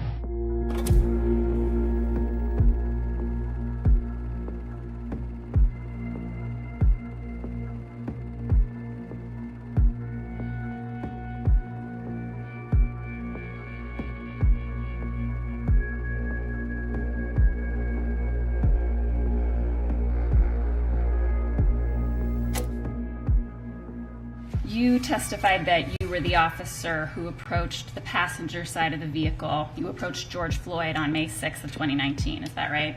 That's correct, yes. And Mr. Floyd didn't drop dead while you were interacting with him, correct? No. Thank you. Nothing further. Anything further? No, Your Honor.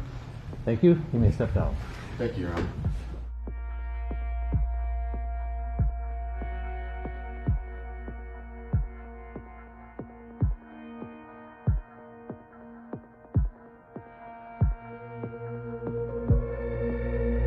The city of Minneapolis has agreed to pay George Floyd's family $27 million to settle a civil lawsuit with his family as the jury selection continues for the trial of the officer charged with his murder.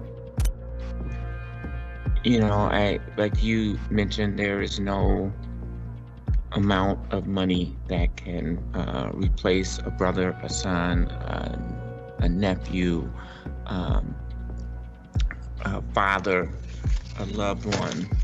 But what we can do is continue to work towards justice and equity and equality in the city of Minneapolis. The city of Minneapolis would pay them the largest civil settlement of its kind, $27 million. We're looking for a guilty verdict. We're looking for a guilty verdict. What should protesters do? Well, we got to stay on the street, and we've got to get more active. We've got to. Now, this is something else that I find truly despicable right here. Because, see, Maxine Waters, you and the rest of the Congressional Black Caucus, okay, you're absolutely worthless. If you spent the last 50 plus years, okay, advocating for Black people, we wouldn't have to see situations like what happened to George Floyd. We have to stay on the streets. No, bitch. I'm saying it like it need to be said. We don't need your old wrinkled up ass on no damn streets. You're not a part of the warrior class. We need your raggedy ass up there advocating for Black people to make sure that we're a protected class in this country, like the Asians and illegal aliens are about to be that's coming over here. That's what we needed your ass, Maxine Waters. That's what we needed you. See, y'all know how I do it. I don't cut passes on anything like that. And see, with the settlement, let me address that. There must be punishment first, then a settlement. I'm okay with that. But don't take the money from the city. Start breaking these police unions. Why don't you take your old wrinkled up ass up there on Capitol Hill and advocate for that, Maxine Waters? You and the rest of them Sambos up there.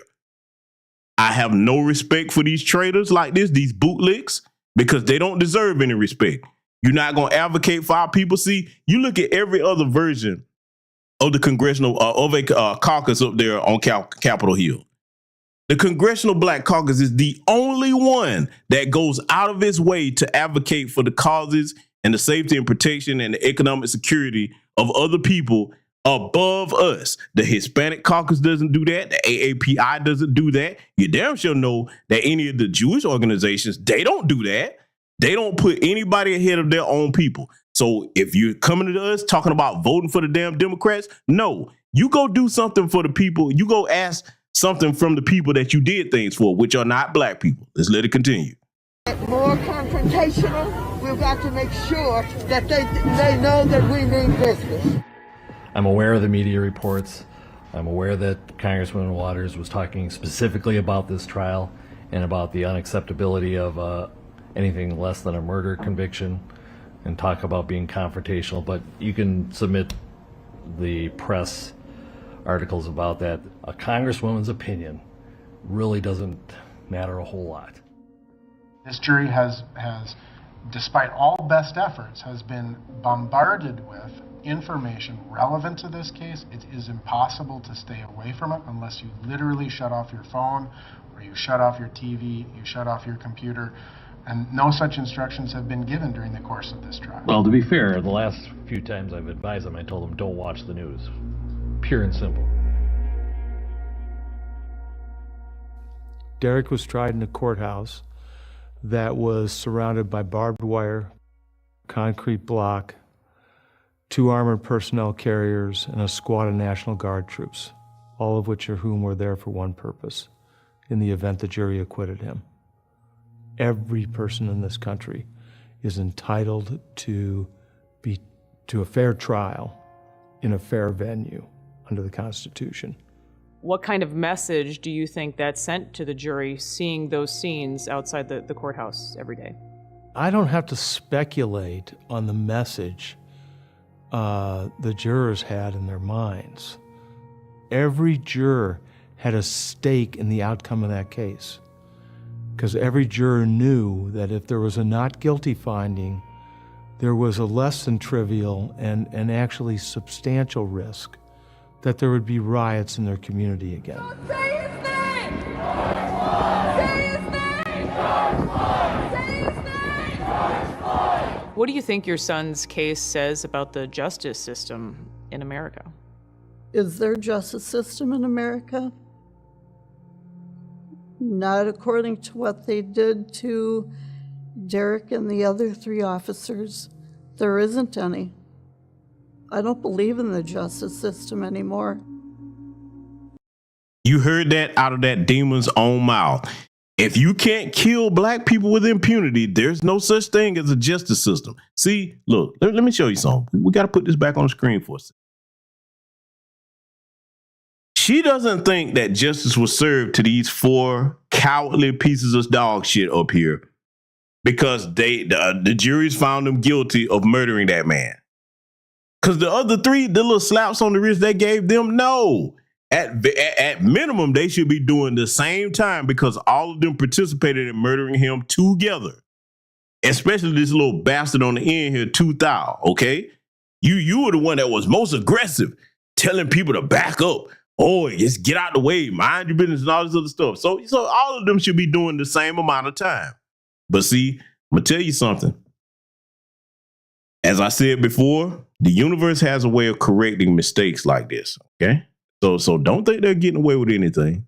Don't think they're getting away with anything. In fact, I suspect that they may too be invited to participate into the inmate crochet and knitting program that Derek Chauvin was invited to participate in. So we'll just keep an eye on that situation and look out for that because, like I said, those are valuable arts and crafts programs, and all of them should have the right to participate. Oh, yes, they really should. Let's get back to it. The sentence for count 1, the court commits you to the custody of the Commissioner of Corrections for a period of 270 months. That's 270. That is a 10-year addition to the presumptive sentence of 150 months. This is based on your abuse of a position of trust and authority, and also the particular cruelty shown to George Floyd.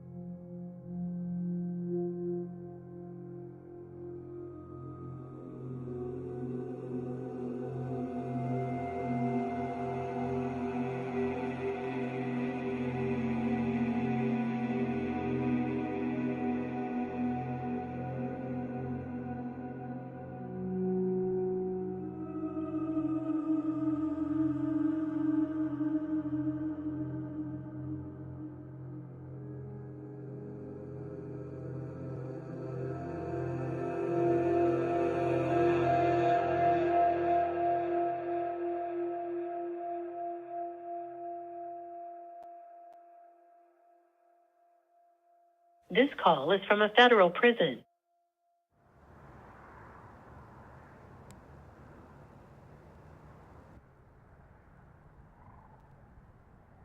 Do you blame Chauvin for any of this?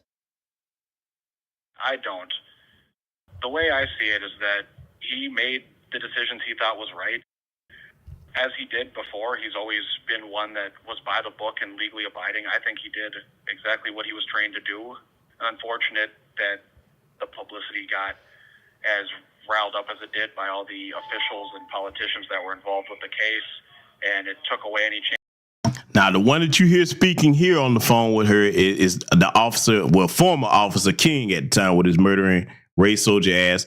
I want you to see what they're about to try to draw into this as if it has anything to do with what happened at all.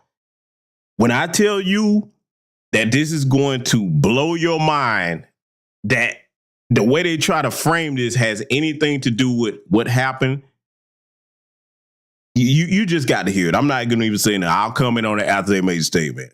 He had to even say his piece. What does this case say about the justice system in America? I think, unfortunately, we've come to the point now where the justice system has been controlled by mob mentality. Social media, news outlets, peer pressure now control the outcomes of trials, investigations. The justice system no longer is really something you can trust, because if you're in any way on the negative side of the media, you're pretty much just going to have a trial by street, and no one ever wins in street trials with publicity that is already against you. Oh, I got to interject there. No, Alex King. No. You didn't have a trial by street, because if you had a trial by street, you wouldn't be in prison right now. Y'all understand what I'm saying? If you had a trial by street, you would not be in that cell where you're at now. So now let's just get that cleared up. There's just no real way to have a fair trial. We have a whole constitutional amendment about that is null and void.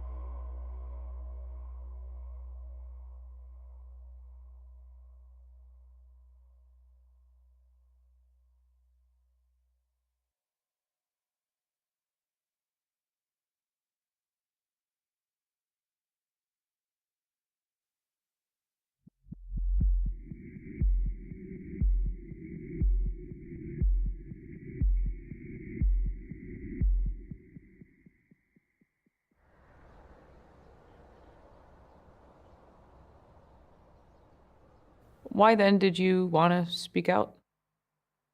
The whole city is different. The police force lost so many people because of it. Just the amount of crisis that people went through. The media did a really good, strange job of reporting the way they wanted the narrative to go. After what the world witnessed in the murder of George Floyd, these 4 police officers are committing a series of actions that violate policies. This news is disgusting, and they're immoral. At the stuff they reported, the lies they reported. I saw the video. There was a lot of other angles that were excluded.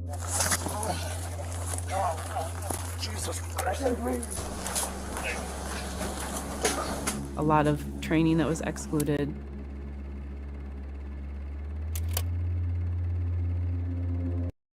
There they go trying to say that this is the same thing that Derek Chauvin did again.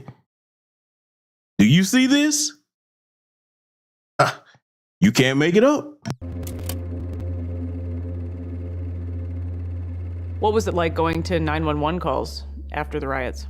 I was the first officer at multiple shootings. I was involved with gun calls, and I'm just like, one of these situations is not going to turn out good.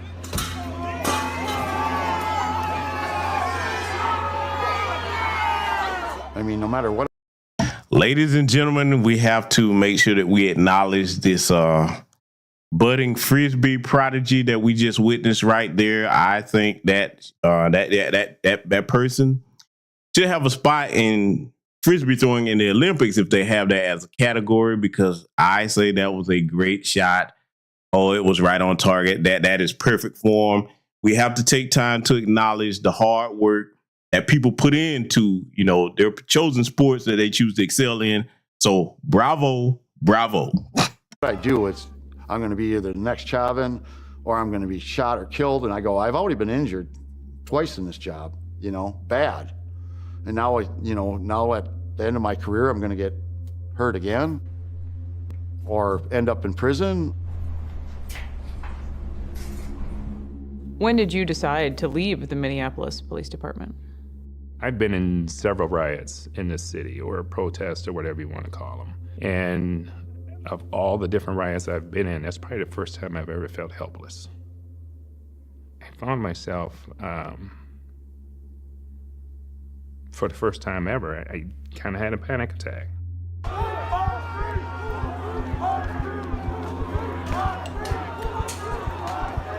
It was a sense of helplessness.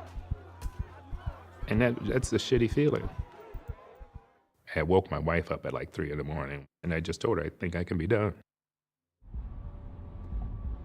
Going to work, though, was physically making me ill.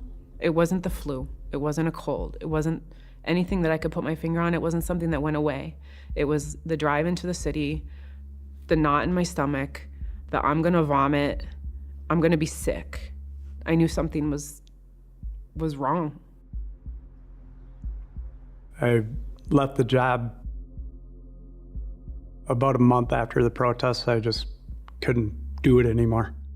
We were one of the highest trained departments in the country. These were some of the best cops you would ever see in your lives, and a lot of those people are gone.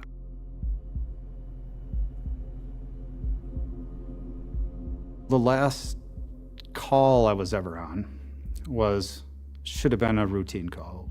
It was a simple hit and run. An officer just dispatched to a hit and run call.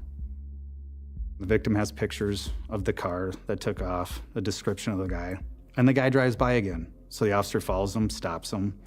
I think we had 4 officers there because people started yelling. I mean, this was just after the riots. Anytime we're out dealing with anybody, especially if a person of color, we were getting all kinds of screaming and yelling and everything else. It didn't take too long before we realized this guy was completely high on drugs. He was huge too. He was probably 6'5". I mean, he was tall, way bigger than me, probably twice my size. And he's like, I'm not going to jail. And I'm like, okay, well, we got our body cameras on. We got 4 guys. And I'm thinking, well, this guy's drugged out. And he's like, well, I'm not going to jail, I'm going home. Pretty soon the fight's on. And we're fighting with this guy, trying to get him cuffed. We're not hitting him. We're not striking him or anything, but we're gonna go to the ground sooner or later because he's a big dude and we're gonna go to the ground. And I'm thinking to myself, dude, if this guy ODs, if this guy dies in our custody, 4 white cops at 17th in Chicago, 20 blocks from George Floyd, we're going to prison. And I'm looking at these guys and I go, we're going to fucking prison. And I was like, I don't know if I can do this anymore. It was a horrible day.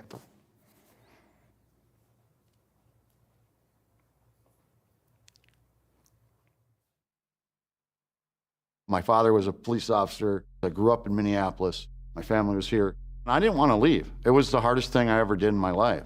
I still have difficulties with it. You know, I didn't want to go. I love being a police officer, you know. But one day sitting there having lunch, it was probably a group of 20 of us, and somebody had said, hey, LT, I heard you're leaving. What's your last day? And I said, well, today in about 10 minutes. I said, in fact, could one of you guys give me a ride home because I had to leave my squad here? And the one guy that gave me a ride home, he's like, okay, let's, I got my squad right here. So we were in a marked squad. I still had a uniform on. And I see a guy walking, and I see as he's going to raise his hand. And I was like, oh, hey, somebody wants to wave at us. And then he flipped us off. And I went, holy crap, this was the right decision. Yeah. Everything changed. And it didn't have to. Had we had strong leadership right from the very top. The governor, the mayor, our chief of police, the city council of Minneapolis, the assistant chief, and the deputy chiefs. This is how you treat your people. You just turn your back on us. Now, I want you to pay attention to the way she was talking there with that specific language that she was using. Basically, what she's saying is, hey, if you guys aren't going to let us kill black people with impunity, then you turned your back on us. See, they don't talk that way when something happens to one of their people at the hands of the police. You ever notice that, family? I want you to compare and contrast that. Anytime that, because look, let's go ahead and tell the truth about the numbers. More of their people get shot by police than us. You know why? Because it's their people that are most likely to draw down and fire on the police. Ted Bundy's situation at that Bundy Ranch, anybody? Huh? The Bundy Ranch? Anybody remember that situation? Oh, look, we can name several situations we've seen where when they deal with their people, they either pull out knives and guns and start getting to work on them. Notice that they don't talk the way that they're talking here, though, when those incidents occur. Huh? When it's black people, oh, anything goes. Something wrong happens to their people, oh, they want immediate justice. Oh, yeah. See, I told you, you can't make this about how irredeemable these demons are. Everything that they've shown so far, trying to include things that don't have a damn thing to do with what happened. The leaps of logic, the illogic that they're leaping to, rather, to try to prove that, well, you see, what happened, he really shouldn't have been tried. That's really what they wanted to come on out and say. And I wish they would have had the balls to say that here. Just say that, hey, you believe that Derek Chauvin should be free. Just go ahead and say that. Take it a step further. Just say, hey, look, we just want the right to kill black people with impunity. Just go ahead and say that. Stop using all these code words. Just come on out and say what you really mean. Because, see, your actions are proving that that's exactly what you mean. Instead of saying, we saw what happened, justice was served. No, that's not good enough. You have to put this propaganda piece out to try to rile up the masses. But see, I'm going to tell you something. Your time is coming to an end one way or another. There's going to be a time in this country, I'm telling you, we're going to see it soon, family, where they're going to be wishing that they had done right by us, because with the situation that we're in now in this country, thanks to Jim Crow Joe Biden, a lot of them are about to realize just how much they don't mean to their own people. You minor white supremacists, you poor white trash trailer park ones, okay? Those of you in that category, you about to see how much you really don't mean to your people here. Just watch and see if this insane president that we have in office right now decides to take us to war and they actually happen to reinstate that draft. Oh boy, you're going to see a big change in their attitude then, boy. See, listen, that's a whole nother broadcast for another day, but we're going to get back to this right here tonight. Let it continue. Do you go into Minneapolis anymore? I have not been anywhere near the precinct. I can't bring myself to go to the precinct. I mean, unless I absolutely have to. No. I've even missed a few funerals.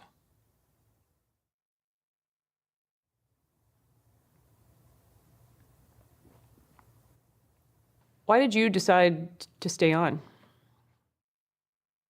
Well, I think for myself, mainly for pride.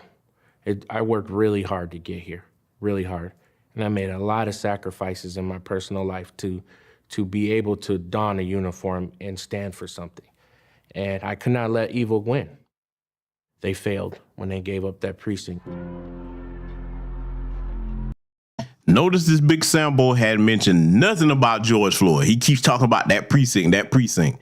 Because see, again, the reason why I call them pits, they're following what their master has told them to value, okay?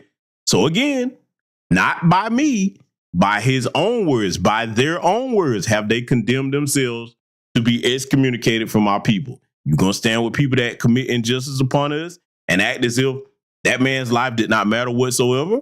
Okay, fine. I can accept that. I'm glad you're coming out front. I want more of you to take that side because, see, at the end of the day, like I said before, you're going to be forced to stay over there with your masters, even when they turn on you, because they're going to turn on you. They have no use for you tools. You're being broken left and right. All of these Sambos have this idea in their head that they're going to be the special Negro that's going to be accepted after they turn on us. No, that's not going to happen. Not going to happen. Our department still hasn't recovered from that, and it's 3 years later. Morale is something that can ebb and flow, and it is something that I have to continue to monitor.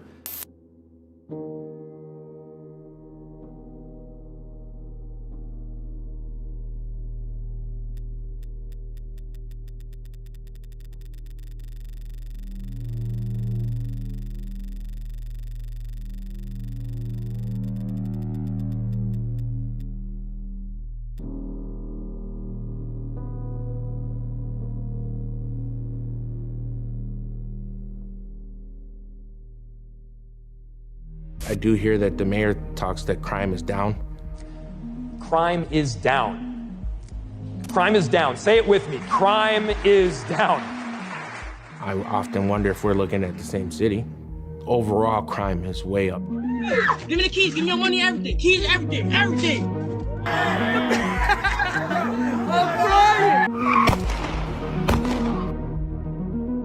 How they ignore that or don't pay attention. Now, everybody with common sense knows that crime is down across this nation. But see, notice in this propaganda piece, all the images of crime they're showing is mostly black people. You're ignoring all your school shooters that you've had here, your mass shooters, aren't you? Huh? Ignoring all of that. What color are they? You're not including them in crime. And see, that's another thing when these Sambos start talking about black on black crime and all this crime everywhere. And you got a lot of, unfortunately, a lot of our brainwashed Negro people always, when they start talking about crime, you look specifically at us as if we're the only people in the country that commits crime. Huh? First of all, there's no such thing as black on black crime. Crime is committed in proximity to where you live, okay? But see, when they mention crime in this propaganda piece, they have that synonymous with black folks. Never mind all this stuff we've seen in the news cycle reported here in New Black Media on this platform, and many others far bigger than mine have shown you exactly how much crime they've been involved in since 2020. That's their people. They never don't want to talk about none of that, huh? Notice when they talk about crime, it's always us that's got to be the face of it. So I just want to point it out to my younger black audience, because I know those of us in here that are older, we get it, but we need to make sure they understand it as well. Let's let it continue. To that is beyond me. It's just another example of why we're in this situation we're in now. Can you even keep up? No. When I came on, we used to have a roll call of about 20 to 25 cops. I've had roll calls with 2 cops in them. So it's just not enough. This council is going to dismantle this police department.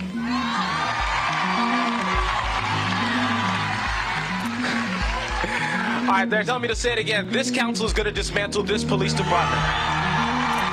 This government, not just in Minneapolis, but in the nation in general, has done a very good job, all the way to the White House, of demonizing law enforcement. Do you believe there is systemic racism in law enforcement? Absolutely. Now, okay, Jim Crow Joe, if you believe that it's absolutely systemic racism in law enforcement, you damn sure hadn't taken any steps to do a damn thing about it, have you now?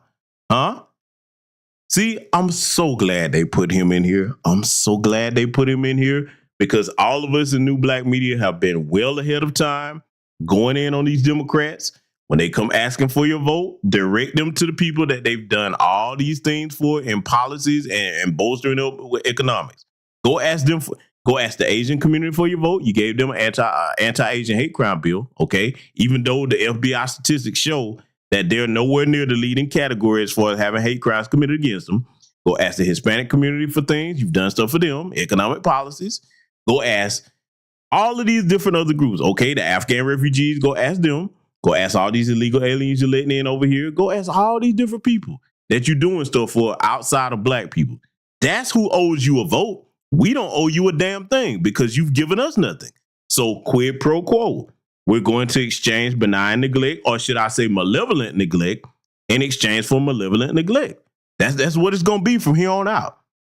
That's what it's going to be from here on out. So for anybody sitting here trying to talk about what the Democrats have done, you see right here in this propaganda piece, Joe says, oh, there's definitely systemic racism. Absolutely.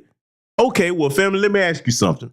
If somebody acknowledges a problem in front of your face, especially a person that has the ability to do something about it, and then they don't, do you really take that person serious? Huh? Do you really take a person serious that can acknowledge what a problem is, they completely understand it, have the ability to fix the problem, but then they do nothing? They just keep talking to you about the problem and just keep saying that they see and that they acknowledge it. See, those of us who are black people with common sense, we see that's exactly what this administration, this Democratic Party has been doing. And we're not going to play that game anymore. No matter who you vote for, don't vote for these bastards. So I'm glad they included Jim Crow Joe in here. Let's let it continue. With the element of, it seems, happy prosecutors to prosecute officers for mistakes made makes it almost unbearable to do the job. And the policies passed makes it impossible to do the job that needs to be done. Our commitment is to end our city's toxic relationship with the Minneapolis Police Department, to end policing as we know it.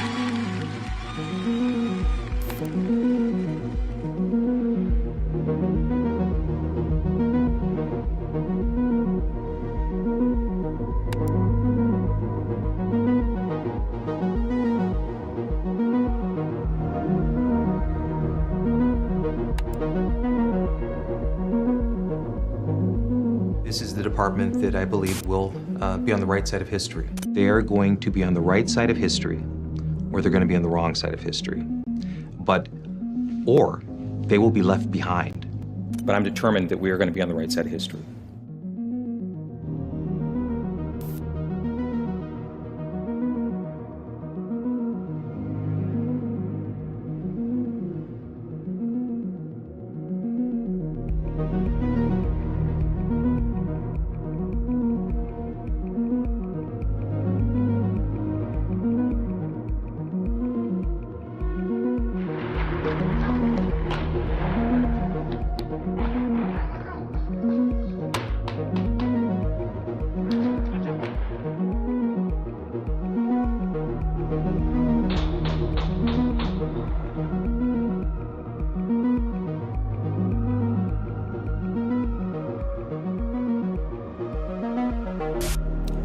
Race is inextricably a part of the American policing system. Don't run now! Don't run now, racist white people! I'm here! Oh yeah, we pull up! We pull the fuck up! And we here! Come on over here with your Blue Lives Matter sign! Blue lives ain't shit! I won the primary election, and y'all can quote me on this. I am going to the state capitol with this same fucking message. Do you think police and city leaders and the media were hiding the fact that your son is, in fact, a black officer? Here's the part right here that's going to show you how asinine these damn demons are. And let me address the little propaganda piece they tried to put in there about the brother with his language that he was using. Okay, let's go down that road. They're trying to show that to say, see, look how inappropriate that is, what he's saying. All right, let's go there. Are you concerned more about what somebody's saying versus what somebody does that unjustly takes the lives of one of our citizens? Huh? Which is more important? What somebody says or what somebody does if it costs somebody their life? You see how backwards their damn priorities are? But see, again, when you're dealing with a demonic system of white supremacy. But family, where they're about to go now, oh, this is why I'm so glad we're in a time of delineation and our people that are on code, it's only growing more and more as we deal with the things we're dealing with here in this country. Watch how they're about to try to use, and look who they're about to try to say, well, did you know one of the officers was black? Just wait till you hear this. I think they had such a hard time walking back a story that they had told that they would have done anything to maintain that story. You know, they have a story. Our family has a story. I have a story in my mind about what really went on as well. When I think about the conversation they must have had once the facts came out about the race of the officers. Okay, so let's pause it right here now. Let's look at this, because see, they're breaking it down by race. Of course, we see Derek Chauvin, the white supremacist race soldier, okay, convicted murderer. Alex King, who they are classifying as black, because that was his mother that was talking, okay, also convicted murdering race soldier. Thomas Lane, white, 2000 Hmong American, okay? All of these convicted race soldiers, now they're trying to spin this as if, well, one of them was black. So here's the question we got to throw out here. Those was common sense. What the fuck does that have to do with anything that happened? I don't care what color they were. If you did that to a citizen, your ass should be in prison for the rest of your life at very bare minimum. At bare minimum, that's the minimum. Listen, these people right here, man, where they're about to go with this. But see, in case anybody thinks I'm just saying that, you know what? I'm gonna let them tell you. We're gonna let them tell you what they think about him supposedly being black, which he's biracial, by the way. You're in the Barack Obama category. But did that have a damn thing to do with what happened that night? Let's let it continue. About the toxicology report, about the medical examiner's report, about the body cameras. I can't choke. I can't breathe. And, you know, my story goes as they're sitting around looking at each other in a room going, okay, now what do we do? The truth and the facts don't match the story we've been telling everybody, and the media has been telling, what are we going to do now? And they look around in the room and ask each other, you know, who has the cojones to tell the truth? Is it going to be you, Arredondo? Is it going to be you, Benjamin Crump? Is it going to be you, Mayor Fry? Who's going to be the one that's going to say, oh, you know, oops, we thought it was this, we were wrong. The facts don't support it. We're going to have to do something, we're going to have to say something. And they must have looked around the room and said, nope, not me. I don't have cojones. You have nope, I don't have them either. But they were able to loan a pair, I think, to Mr. Chief Arredondo so that he could, don't worry, we'll borrow you a pair so you can have them to go on stand and lie about the training these police officers have had, since you don't have any to tell the truth. And that actually, you know, is the story that makes more sense with the facts than the one that they were telling.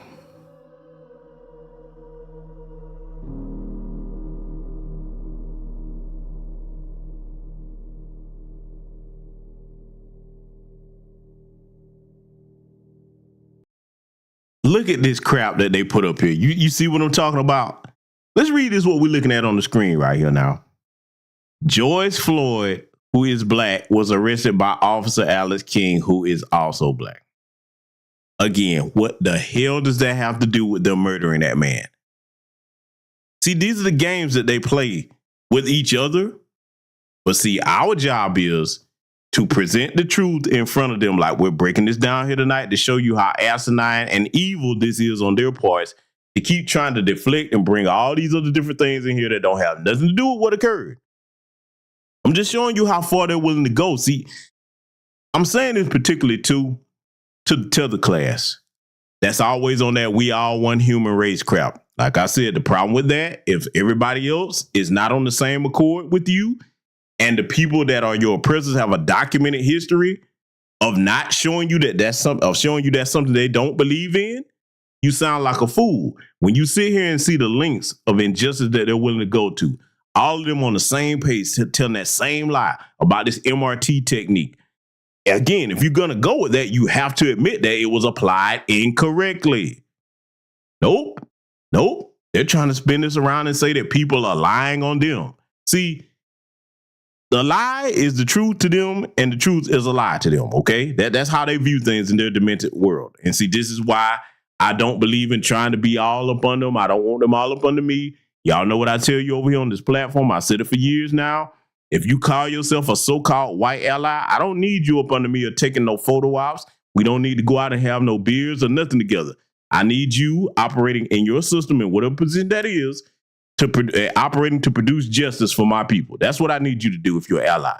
We don't need to meet up and hold hands and sing songs and come around with all this BS. No.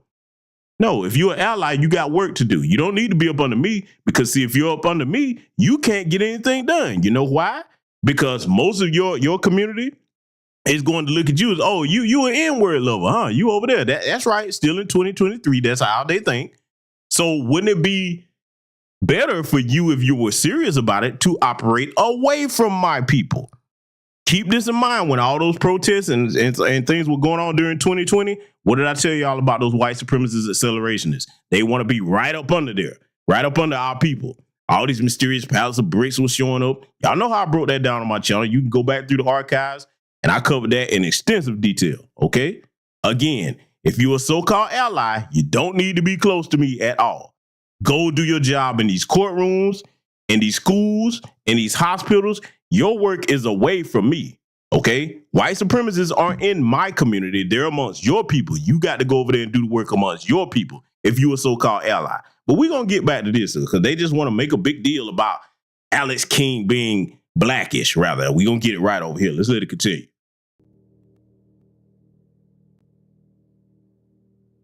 Alex, it seems practically everyone talks about how Officer Derek Chauvin, who is white, was with George Floyd for 8 or 9 minutes. But there's you, a black police officer who was with George Floyd for much longer, practically 18 minutes from the moment he was handcuffed until you close the ambulance door. Why is this fact rarely ever mentioned? My question is, what the hell does the fact have to do with anything? See, let me address this bitch here for a minute, because, see, I got to call it what it is.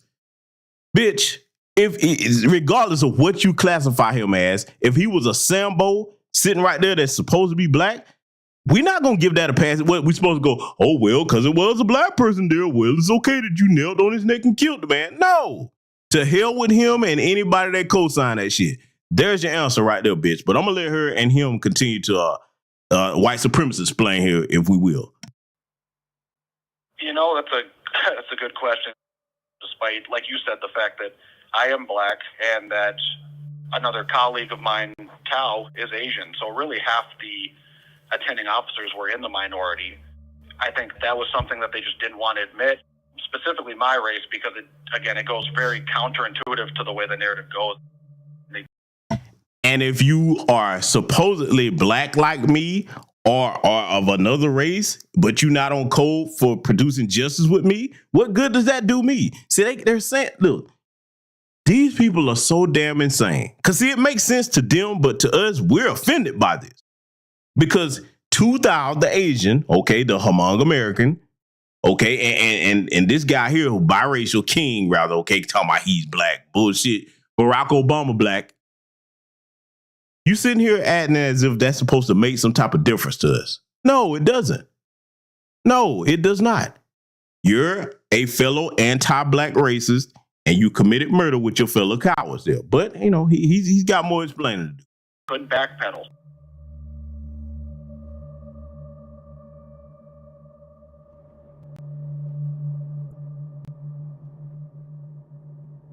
This is where he grew up? Mm-hmm.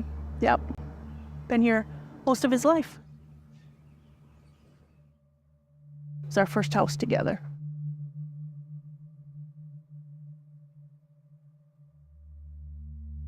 I've taught at 3 different North Side schools, so they all were students in the neighborhood, would live right around me. So yeah, the King name around here had a meaning in education and in the city, positive name. And that's no longer the case. That's hard to come to terms with. What's it like for you to think about him every day in prison?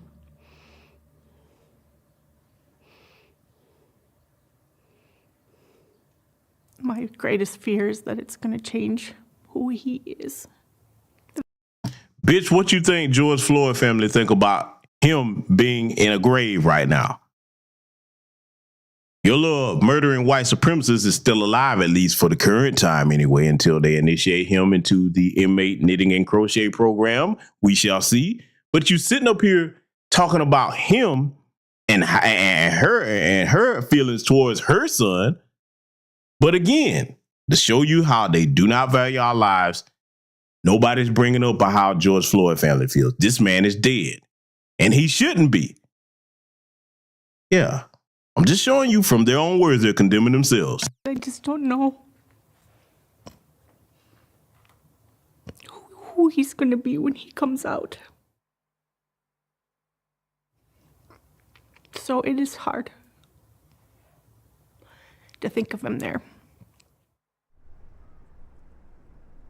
Every day is excruciating. And we tell him, you know, we know who you are. We know what a lie this is.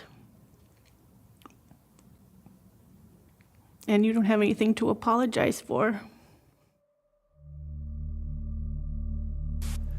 What I observed was not training that I ever participated in, none that I observed other officers participating in. I can't understand how an untruth or a lie can be so accepted without question. This is what happened. This is how they react. Now let's look at this scene right here again. You look at all of them sitting here on top of this man like this, in handcuffs, on the ground. At this point, what other resistance is he possibly doing? Oh, boy, I tell you, boy, I'm so glad that I am a foundational Black American freedman man that does not have cowardice in his bloodline. I'm so glad for that. Again, those of you that sit here and idolize these types of demons right here, man, you really have to question what's in your lineage, because see, I can't idolize this type of cowardice. Why they reacted, and this was part of their training. None of that was said. None of that was said.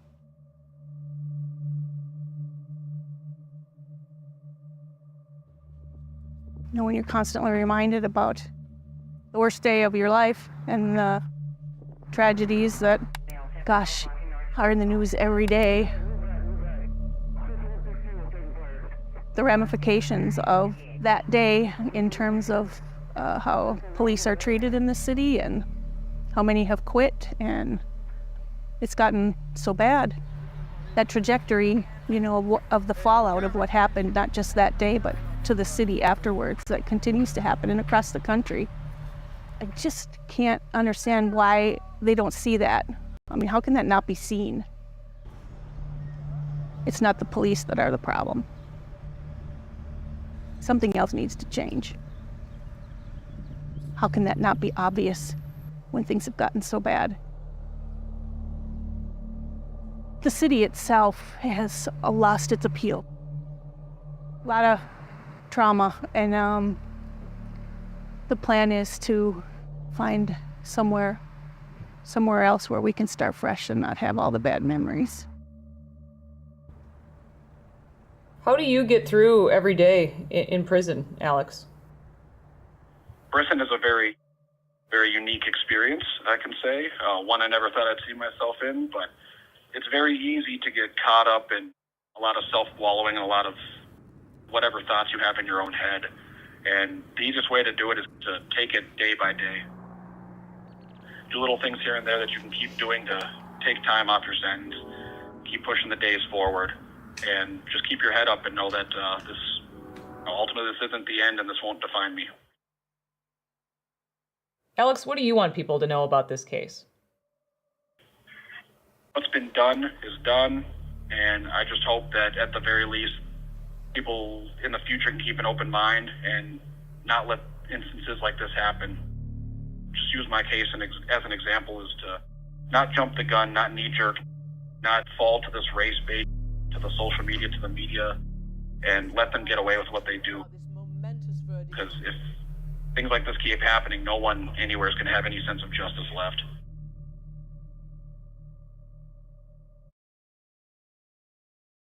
There you have it, family.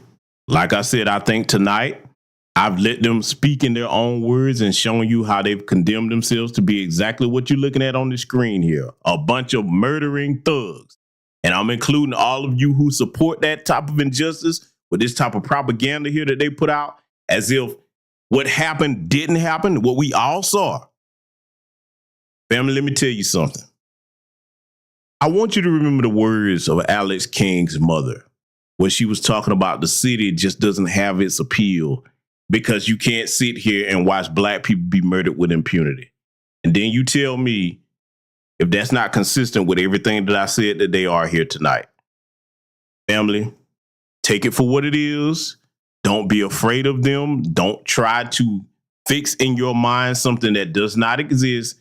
These people are demonic. And everyone that supports this is demonic. And to you, those of you in the dominant society, I'm going to reiterate this to you. If you claim to be a so-called white ally, whatever term you want to use, you do not need to be up under black people taking photos, dancing, and trying to get to be our pals. We don't need friends. We have family. We have black first family. If you're an ally to us, go into the courtrooms, go into the medical professions, go into these schools, go to these city council meetings, and start advocating for justice to be produced for not just black people, but for everybody. That's what we want, justice for everybody. If you're not willing to do that, I have no business dealing with you. That's where I'm at with it. So family, salute to you all. Thank you to everybody that contributed to the broadcast here tonight. And I want you to be safe yet again. I want to close the broadcast and remind you to be safe out there on those highways and byways. Remember that it's going to be a lot of people trying to showcase their crash test dummy skills with alcohol and drunk driving. So make sure that you're careful out here. Good health to everybody. Protect one another. Black first. And I will see you all in future content.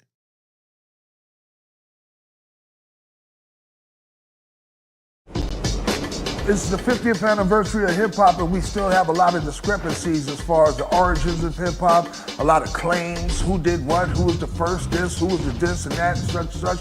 But at the end of the day, we need a definitive story, all right? And that story can only be told by the founders of this culture.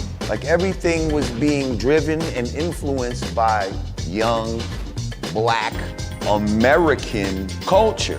Like the slang, the style of dress, the initial music that we chose. You look at all the boroughs, you got, Money Making Manhattan and Money Earning Mount Vernon and Crooklyn. The Bronx was the boogie down Bronx. We was partying up there. I am Coke LaRock, the first MC of hip hop. First cat to pick the mic up. I introduced rapping to the turntable because when I came with it, nobody in the world was doing it. I'm right after Rudy Ray Moore. They want to come in the mix. They want to say, we started.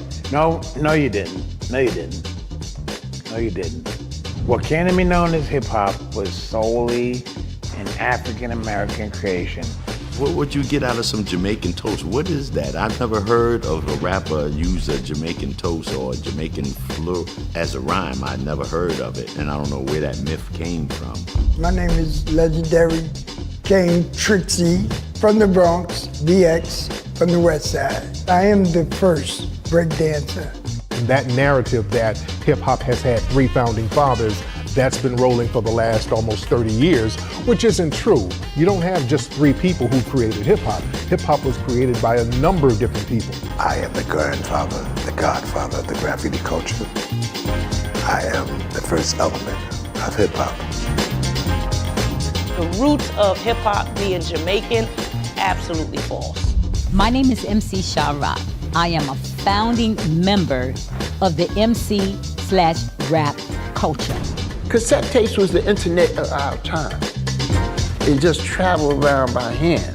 Well, I know for a fact that the B-boy stand started from the guards, the 5%ers that would be at the jams back in the days who were acting as security. If they get the real truth of how it all was created, then so many lies would not be able to be in existence.